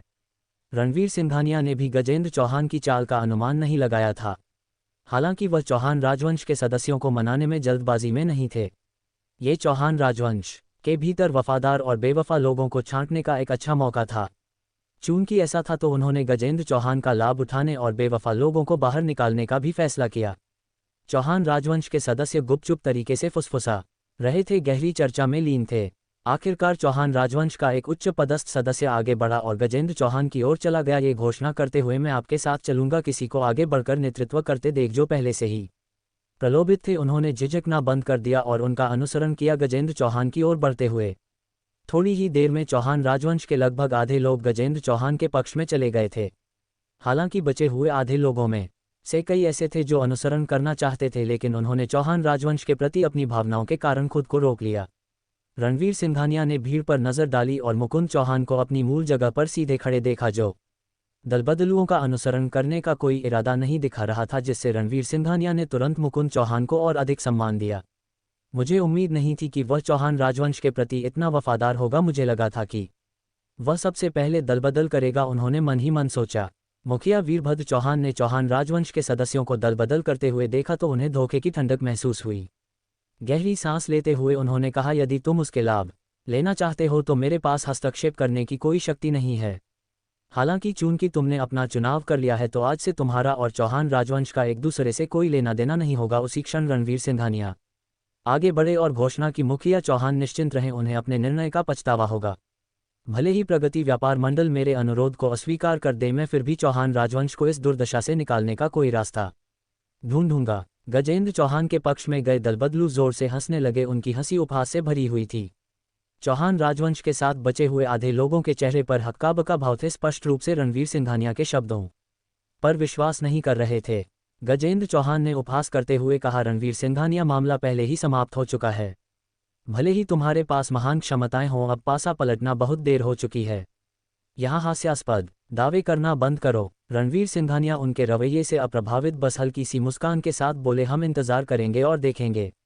गजेंद्र चौहान ने और शब्द बर्बाद नहीं किए और वह चौहान हवेली से उन चौहान राजवंश के सदस्यों के साथ चला गया जिन्होंने उसके साथ खड़े होने का फैसला किया था। चौहान राजवंश के शेष सदस्य उदास थे और हालांकि वे चौहान राजवंश को नहीं छोड़ सकते थे, परिवार का आसन पतन एक अकाट्य तथ्य था और उनके आने वाले दिन अविश्वसनीय रूप से कठिन होंगे। मुकुंद चौहान रणवीर सिंघानिया के पास आया और बोला, आप चौहान राजवंश को इस समस्या को हल करने में मदद नहीं कर पाए और हमारे शर्त के अनुसार आपको अब सभी से घुटने टेक कर माफी मांगनी चाहिए। चौहान राजवंश के सभी लोग रणवीर सिंघानिया की ओर देख रहे थे, उनके दिल में दबी हुई निराशा भरी थी और वे बस गुस्सा निकालने की जगह ढूंढ रहे थे। रणवीर सिंघानिया उनके लिए सबसे अच्छा माध्यम थे। बिल्कुल सही, तुम हारे हुए, अब जल्दी से आगे बढ़ो और हमसे माफी मांगने के लिए घुटने टेको। धत्तेरे की चौहान राजवंश की स्थिति आंशिक रूप से इस लड़के की वजह से है, केवल घुटने टेकने और सिर झुकाने से हमारा गुस्सा शांत नहीं होगा, उसे घुटने टेक कर हमारे जूते चाटने दो। रणवीर सिंघानिया ने भीड़ की ओर देखते हुए उदासीनता से जवाब दिया, यह मामला अभी खत्म नहीं हुआ है, आपको यह मानने की जरूरत नहीं है कि चौहान राजवंश इतनी जल्दी खत्म हो जाएगा। मुकुंद चौहान ने ठंडे स्वर में कहा, बात यहाँ तक आ गई है और हमें चौहान राजवंश के पलटने का कोई मौका नजर नहीं आता। सिर्फ इसलिए कि आप कहते हैं कि यह खत्म नहीं हुआ है, इसका मतलब यह नहीं है कि हमें इसे आपके साथ खींचना होगा। क्या आप इसे इसलिए खींचने की योजना बना रहे हैं ताकि शर्त कभी पूरी न हो? कुछ देर सोचने के बाद रणवीर सिंघानिया ने कहा, अगर मैं गलत नहीं हूं तो यह मामला कल तक सुलझ जाना चाहिए। मुझे एक और दिन दें। अगर मैं अभी भी चौहान राजवंश के संकट को नहीं मोड़ पाता तो मैं शर्त पूरी करूंगा, कैसा रहेगा? मुकुंद चौहान ने मुद्दे पर और देर नहीं की, ठीक है, हम आपको एक और दिन देंगे, लेकिन यह आपकी अंतिम समय सीमा है। चौहान राजवंश के सदस्यों ने सभी रणवीर सिंघानिया को घूर कर देखा, लेकिन उनमें से किसी ने भी कुछ नहीं कहा और वे धीरे धीरे बिखर गए। आर्या सिंह गंभीर भाव के साथ रणवीर सिंघानिया के पास आई, ये पूछते हुए, क्या आप वाकई एक दिन में चौहान राजवंश के संकट को पलट सकते हैं? रणवीर सिंघानिया हल्की सी मुस्कान के साथ बोले, चिंता मत करो, मैं जानता हूं कि मैं क्या कर रहा हूं। एक धुन गुनगुनाते हुए गजेंद्र चौहान ने अपने समूह को चौहान राजवंश से भारत समूह के कार्यालय भवन तक पहुंचाया। वह बहुत अच्छे मूड में था, हंसते हुए बोला, आप निश्चिंत रहें, अब जब आपने मेरा अनुसरण करने का फैसला किया है तो मैं आपको बिल्कुल निराश नहीं करूंगा। वर्तमान में चौहान राजवंश की कुछ महत्वपूर्ण परियोजनाएं मेरे हाथों में हैं और गंभीर प्रबंधन के साथ मुझे विश्वास है कि भारत समूह को चौहान राजवंश के पैमाने तक पहुंचने में ज़्यादा समय नहीं लगेगा। जो लोग चौहान राजवंश के साथ रहे वे सोचते हैं कि वे वफादार हैं, लेकिन वास्तव में वे अविश्वसनीय रूप से मूर्ख हैं। बस इंतजार करो और देखो कि वे अपने चुनाव का पछतावा करते हैं। चौहान राजवंश के सभी लोगों ने सिर हिलाया और हंसते हुए सहमत हुए। बिल्कुल सही, जिसके पास थोड़ी भी अक्ल है वह देख सकता है कि वर्तमान स्थिति में आपका अनुसरण करना ही एकमात्र रास्ता है। ठीक है, सभी गजेंद्र चौहान की क्षमताओं से अच्छी तरह वाकिफ हैं। उनके नेतृत्व में हम निश्चित रूप से चौहान राजवंश की महिमा को फिर से बना पाएंगे। गजेंद्र चौहान ने भीड़ की प्रशंसा सुनी, उनका चेहरा मुस्कान को दबाने में असमर्थ था। चलो चलते हैं, मैं पहले आपको अपनी कंपनी का दौरा कराता हूँ। ये पूरा कार्यालय भवन मेरा है, अब से यह चौहान राजवंश की महिमा को फिर से बनाने का हमारा आधार होगा। सभी ने प्रशंसा के साथ कार्यालय भवन की ओर देखा। हालांकि चौहान राजवंश के संचालन व्यापक थे, उनके कार्यालय स्थान इस जगह जितने व्यस्त नहीं थे। भारत समूह का कार्यालय भवन एक प्रमुख क्षेत्र में स्थित था और जो कंपनियां यहां कार्यालय स्थान का किराया वहन कर सकती थीं वे अपने अपने उद्योगों में अग्रणी थीं। उत्सुकता से भरे सभी ने कार्यालय भवन में प्रवेश किया। प्रत्येक व्यक्ति ऐसा लग रहा था जैसे वे महान उद्यमों पर निकलने के लिए तैयार हों। गजेंद्र चौहान भी स्पष्ट रूप से उत्साहित था, अपने मन में कल्पना कर रहा था कि वह कैसे कदम दर कदम अपना खुद का व्यापार साम्राज्य बनाएगा। तभी ऊंची एड़ी में एक खूबसूरत सचिव तेजी से गजेंद्र चौहान के पास आई। उसके चेहरे पर चिंता थी। अध्यक्ष चौहान, हमें अभी अभी एक नोटिस मिला है कि हमारे कार्यालय भवन के नवीनीकरण का किराया 10 गुना बढ़ गया है। गजेंद्र चौहान का दिवास्वप्न अचानक समाप्त हो गया। उसके सभी आदर्श और महत्वाकांक्षाएं 10 गुना किराए में वृद्धि से बिखर गईं। उसने सचिव को घूर कर देखा और चिल्लाया, तुमने क्या कहा? 10 गुना? वे सीधे आकर हमें लूट क्यों नहीं लेते? सचिव के चेहरे पर बेबसी का भाव था। वह देवपुरी निवेश समूह के प्रभारी व्यक्ति का सटीक शब्द है। मैंने कई बार इसकी पुष्टि की, यह वाकई 10 गुना है। गजेंद्र चौहान का चेहरा तुरंत गंभीर हो गया। वह जानता था कि देवपुरी निवेश समूह के पीछे का बॉस पौराणिक अट्टालिकाओं के महाराज थे। कहीं ऐसा तो नहीं कि उस नीच अट्टालिकाओं के महाराज ने मेरी कंपनी को उभरते हुए देखा और हमारा फायदा उठाने के लिए आ गए? कुछ विचारों के बाद उसने ठंडे स्वर में सचिव से कहा, उन्होंने किराए बढ़ाने के लिए ये समय चुना और वह भी 10 गुना। वे जरूर पागल हो गए होंगे। अगर सबसे बुरा होता है तो हम यहाँ किराया नहीं लेंगे। अब इंद्रप्रस्थ में कार्यालय भवनों की जांच करो, भले ही स्थान थोड़ा दूर हो। मुझे बताओ जब तुम्हें कुछ उपयुक्त मिल जाए। सचिव तुरंत काम पूरा करने के लिए मुड़ गई। बहुत देर बाद सचिव एक बदसूरत भाव के साथ लौटी। अध्यक्ष चौहान, इंद्रप्रस्थ में हमारे संचालन के लिए उपयुक्त सभी कार्यालय भवन देवपुरी निवेश समूह के तहत हैं और उन्होंने हमें जो शर्तें दी हैं वे सभी जगह 10 गुना हैं। गजेंद्र चौहान हक्का-बक्का रह गया। चौहान राजवंश के सदस्य जो गजेंद्र चौहान के साथ कंपनी का दौरा कर रहे थे, ये सुनकर उन्हें एक विचलित करने वाली पूर्व सूचना महसूस हुई। प्रगति व्यापार मंडल अध्यक्ष के कार्यालय में अध्यक्ष विक्रमजीत ललिता को डांट रहे थे। तुम चौहान परिवार की युवती हो और तुम एक प्रसिद्ध तारिका भी हो, तुम अपनी नज़रें इतनी नीची कैसे कर सकती हो? वह रणवीर सिंघानिया में एक नज़र में बता सकता था कि वह किसी काम का नहीं है, फिर भी तुम उसकी मदद करने के लिए दौड़ पड़ी। मुझे वाकई समझ नहीं आता कि तुम क्या सोच रही थी, उन्होंने कहा। ललिता ने अपना सिर झुका लिया और हालांकि वह अध्यक्ष विक्रमजीत के शब्दों से सहमत नहीं थी, फिर भी जब वह उसे डांट रहे थे तो उसने जवाब देने की हिम्मत नहीं की। ठीक तभी दरवाजे पर दस्तक हुई। अंदर आओ, अध्यक्ष विक्रमजीत ने आवाज़ दी।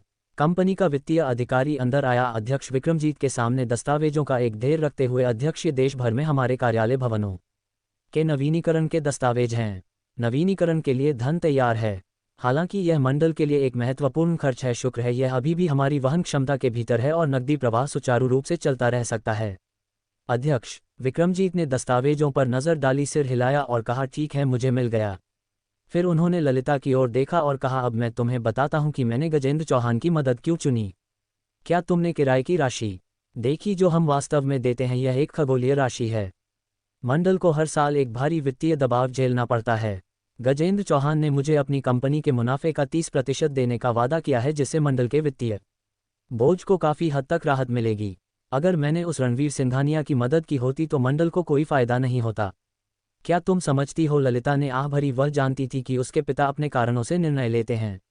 मंडल के मामलों में उसकी कोई बात नहीं चलती थी और वह अब उस पर और विचार नहीं करना चाहती थी, इसलिए उसने बस कहा, मैं समझती हूँ।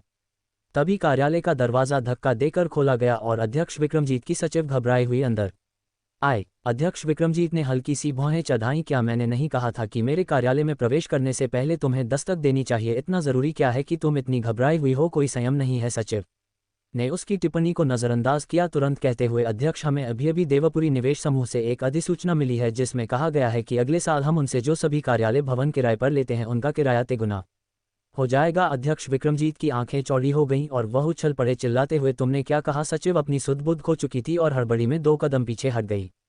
वैदेही विक्रम ने शिकायत की, पिताजी अपनी मानसिक शक्ति पर नियंत्रण रखें। अध्यक्ष विक्रम ने वैदेही विक्रम की बात अनसुनी कर दी और सचिव को घूरते हुए चिल्लाए, तुम अभी मुझे समझाओ कि यह सब क्या हो रहा है। सचिव इतनी डरी हुई थी कि लगभग रोने लगी थी और जल्दी से बोली, मैं भी नहीं जानती। श्रीकृपा समूह से मिले नोटिस में बस इतना लिखा था कि किराया 3 गुना कर दिया जाएगा, कोई कारण नहीं बताया गया।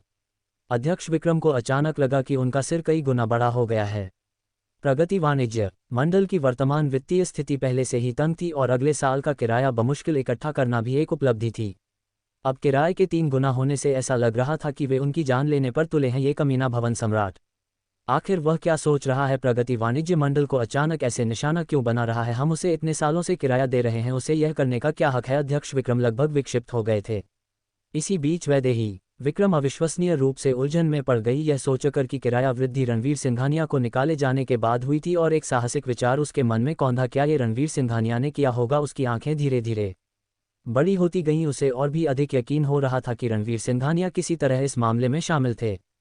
फिर भी वह जानती थी कि केवल भवन सम्राट ही प्रगति वाणिज्य मंडल का किराया बढ़ा सकता था, तो रणवीर सिंघानिया ने ये कैसे किया? जैसे ही अध्यक्ष विक्रम गुस्से से भड़क रहे थे, विशाल चौहान का फोन आया।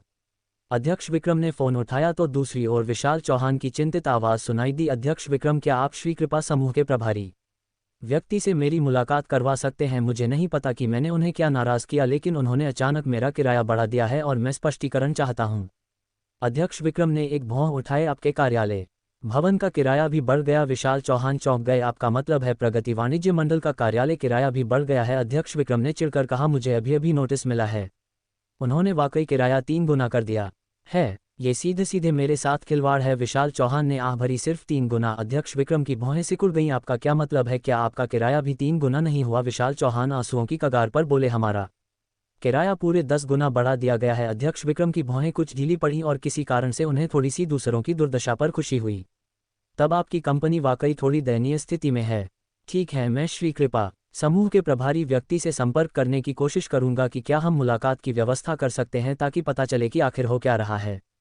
फिर उन्होंने फोन काट दिया और अपनी सचिव शालिनी को श्रीकृपा समूह के लोगों से संपर्क करने का निर्देश दिया, ताकि पता चले कि उनके प्रभारी व्यक्ति के पास समय था या नहीं। कुछ ही समय बाद सचिव शालिनी कार्यालय लौट आईं। अध्यक्ष विक्रम ने जल्दी से पूछा, तो क्या उनके प्रभारी व्यक्ति ने मुलाकात के लिए सहमति दी? सचिव शालिनी ने अपना सिर हिलाया। अध्यक्ष विक्रम ने मुट्ठी भींच ली और अपने मन ही मन बुदबुदाए, क्या श्रीकृपा समूह प्रगति वाणिज्य मंडल को खत्म करने की कोशिश कर रहा है? सचिव शालिनी ने जल्दी से कहा, उनके प्रभारी व्यक्ति ने मिलने से मना कर दिया, लेकिन श्रीकृपा समूह के लोगों ने कहा कि भवन सम्राट आपसे मिलना चाहते हैं और उन्होंने आपको कल शौर्य शिखर होटल आने के लिए कहा है। अध्यक्ष विक्रम एक पल के लिए अवाक रह गए। भवन सम्राट एक ऐसा व्यक्ति जो केवल किंवदंतियों में मौजूद था, हमेशा दिव्य गरुड़ मुद्रा की तरह मायावी, यहाँ तक कि उन्होंने प्रगति वाणिज्य मंडल के अध्यक्ष ने भी भवन सम्राट को कभी अपनी आंखों से नहीं देखा था। भवन सम्राट मुझसे मिलना चाहते हैं, इतने सालों के रहस्य के बाद क्या ये व्यक्ति आखिरकार अपना चेहरा दिखाने वाला है? अध्यक्ष विक्रम ने खुद से बुदबुदाया, फिर अपनी सचिव शालिनी से कहा, ठीक है, मैं समझ गया। इसके बाद उन्होंने विशाल चौहान का नंबर डायल किया। अगली शाम शौर्य शिखर होटल। अध्यक्ष विक्रम अपनी सचिव शालिनी के साथ होटल के प्रवेश द्वार पर पहुंचे, उनके चेहरे पर कुछ गंभीरता थी।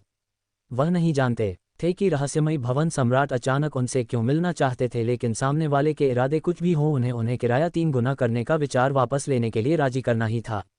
प्रगति वाणिज्य मंडल अन्य उद्यमों जैसा नहीं था, यदि एक जगह कार्यालय के लिए उपयुक्त नहीं थी तो दूसरी मिल सकती थी। प्रगति वाणिज्य मंडल के कार्यालय पूरे देश में फैले हुए थे और उनमें से अधिकांश श्रीकृपा समूह से किराए पर लिए गए थे। उन्हें मनमौजी तरीके से बदला नहीं जा सकता था, इसलिए उनके पास सामने वाले का मन बदलने का कोई विकल्प नहीं था। कुछ ही देर बाद विशाल चौहान भी शौर्य शिखर होटल के सामने पहुंचे। उनके साथ चौहान राजवंश के वे लोग भी थे जिन्होंने अभी अभी अपनी निष्ठा की शपथ ली थी। अध्यक्ष विक्रम विशाल चौहान को इतने सारे लोगों के साथ देखकर थोड़ा हैरान थे। तुम इतने सारे लोगों को यहाँ क्यों लाए हो? विशाल चौहान अजीब तरह से हंसे और बोले, वे सभी चौहान राजवंश से हैं। उन्होंने कल ही मुझसे अपनी वफादारी का वचन दिया था और फिर यह घटना घट गई। वे सभी काफी असंतुष्ट हैं। ये सुनकर कि भवन सम्राट आने वाले हैं, वे साथ आ गए, भवन सम्राट का सामना करना चाहते हैं। चौहान राजवंश के सदस्य सभी गुस्से से उबल रहे थे। भवन सम्राट किराया 10 गुना क्यों बढ़ाएगा? क्या ये सीधे सीधे दादागिरी नहीं है? बिल्कुल, उसे दिख रहा होगा कि नया चौहान राजवंश उभर रहा है और वह इससे लाभ उठाना चाहता है, जानबूझकर मुसीबत खड़ी कर रहा है। हमें उससे इस पर बहस करनी होगी। हमारी उन्नति को कोई नहीं रोक सकता, यहाँ तक कि वह रहस्यमयी भवन सम्राट भी नहीं। अध्यक्ष विक्रम कुछ अवाक थे, लेकिन सोचा कि अधिक लोगों के साथ उनकी उपस्थिति अधिक मजबूत होगी, इसलिए उन्होंने कुछ नहीं कहा। विशाल चौहान ने पूछा, अध्यक्ष विक्रम, क्या आप जानते हैं कि भवन सम्राट ने अचानक किराया इतना क्यों बढ़ा दिया और केवल हमारे 2 परिवारों को ही निशाना क्यों बनाया? वह आखिर करना क्या चाहता है? अध्यक्ष विक्रम ने होटल के प्रवेश द्वार की ओर गहराई से देखा और बुदबुदाए, एक बार जब हम अंदर जाकर भवन सम्राट से मिलेंगे तब हम जान जाएंगे। लोगों का एक समूह सीढ़ियां चढ़ा शौर्य शिखर होटल में प्रवेश किया। उनके अंदर जाने के कुछ ही समय बाद एक काली मर्सिडीज होटल के प्रवेश द्वार पर रुकी। रणवीर सिंघानिया और आर्या सिंह कार से उतरे और ड्राइवर राजवाहन को पार्किंग क्षेत्र में ले गया।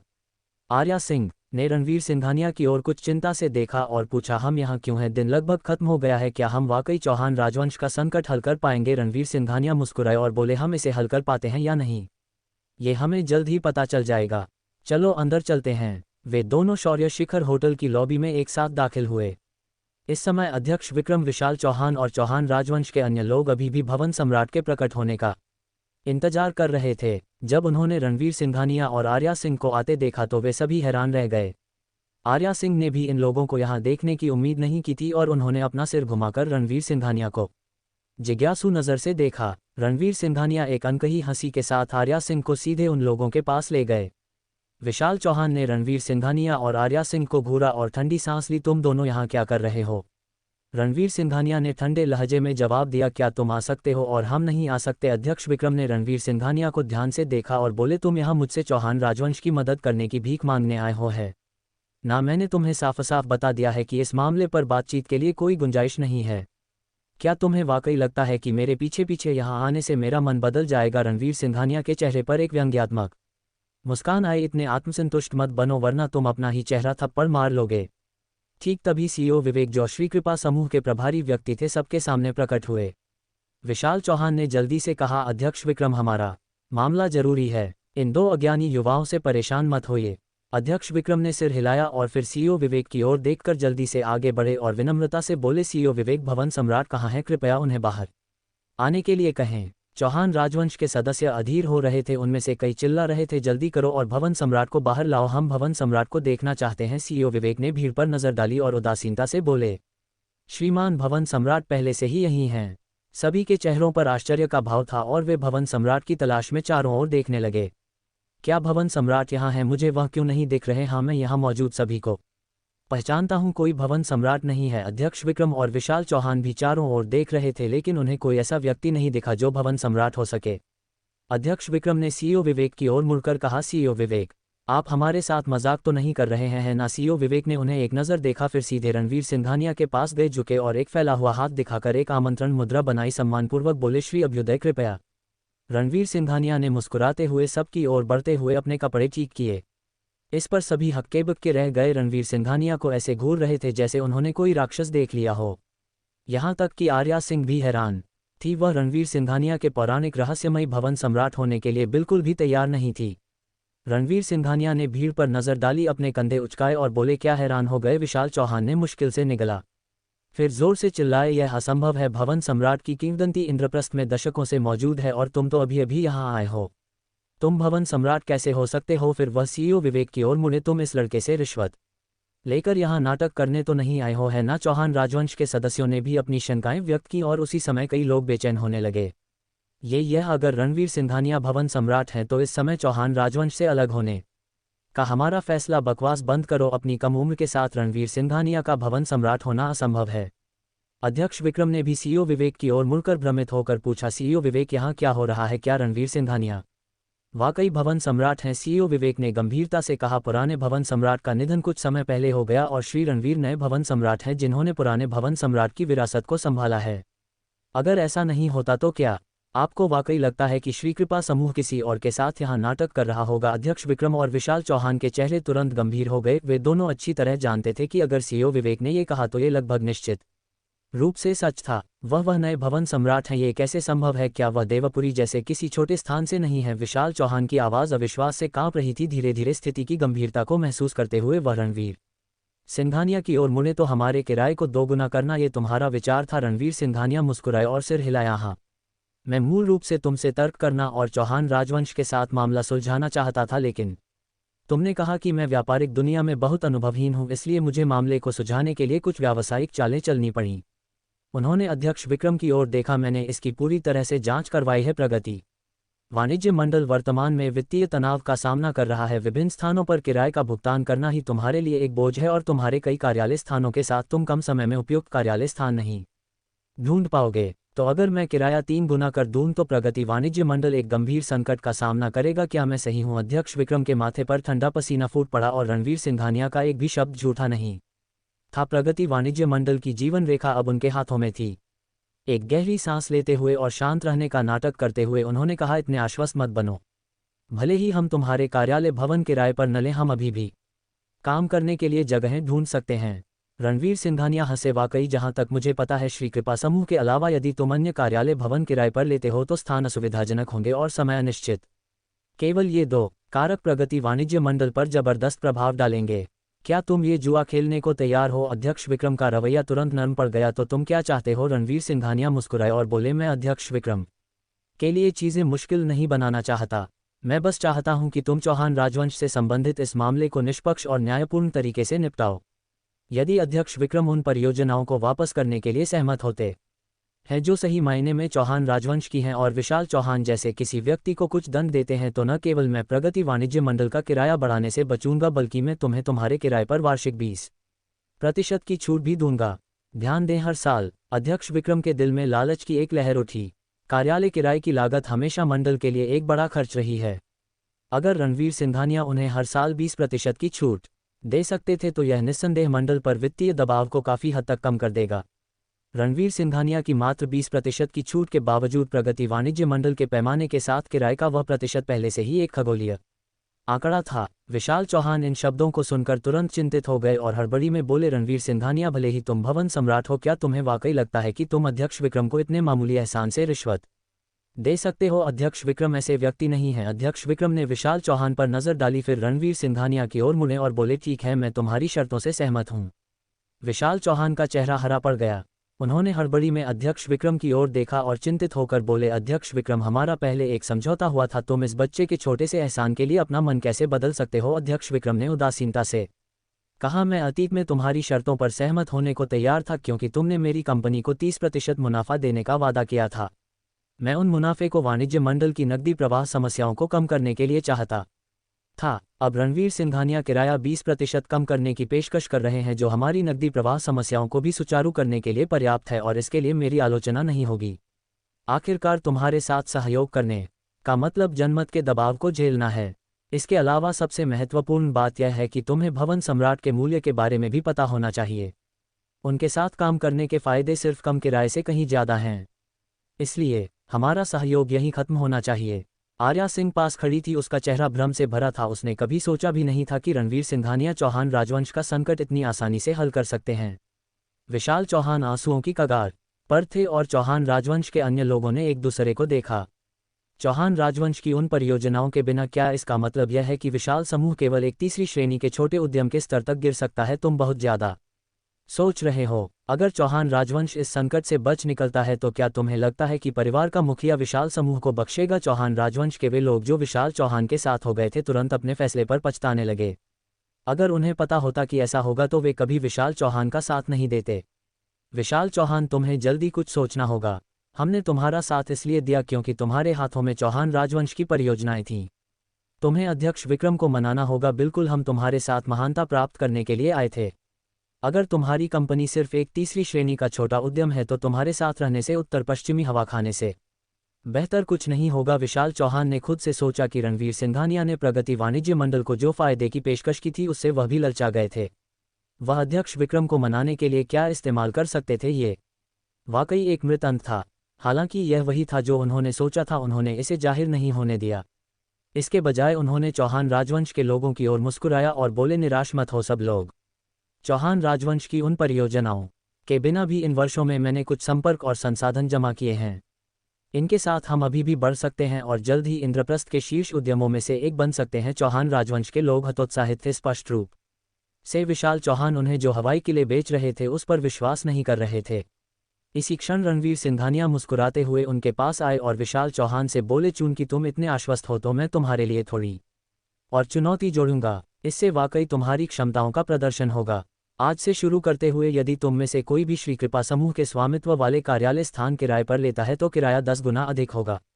याद रखना, तुम में से किसी एक के लिए भी 10 गुना। चौहान राजवंश के सदस्यों के चेहरे पीले पड़ गए। रणवीर सिंघानिया स्पष्ट रूप से उनके व्यापार करने की उम्मीदों को खत्म करने की कोशिश कर रहे थे।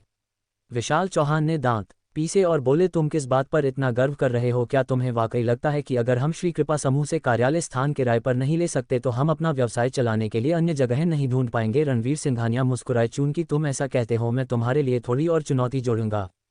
थोड़ी देर में मैं किसी से यह बात फैला दूंगा कि जो कोई भी तुम्हारे लोगों के साथ सहयोग करना चाहता है उसे किराए में 10% अधिक भुगतान करना होगा। दूसरी ओर जो लोग तुम्हारे साथ काम करने से इनकार करेंगे उन्हें 10% की छूट मिलेगी। क्या तुम इससे संतुष्ट हो? आज की कहानी आपको कैसी लगी?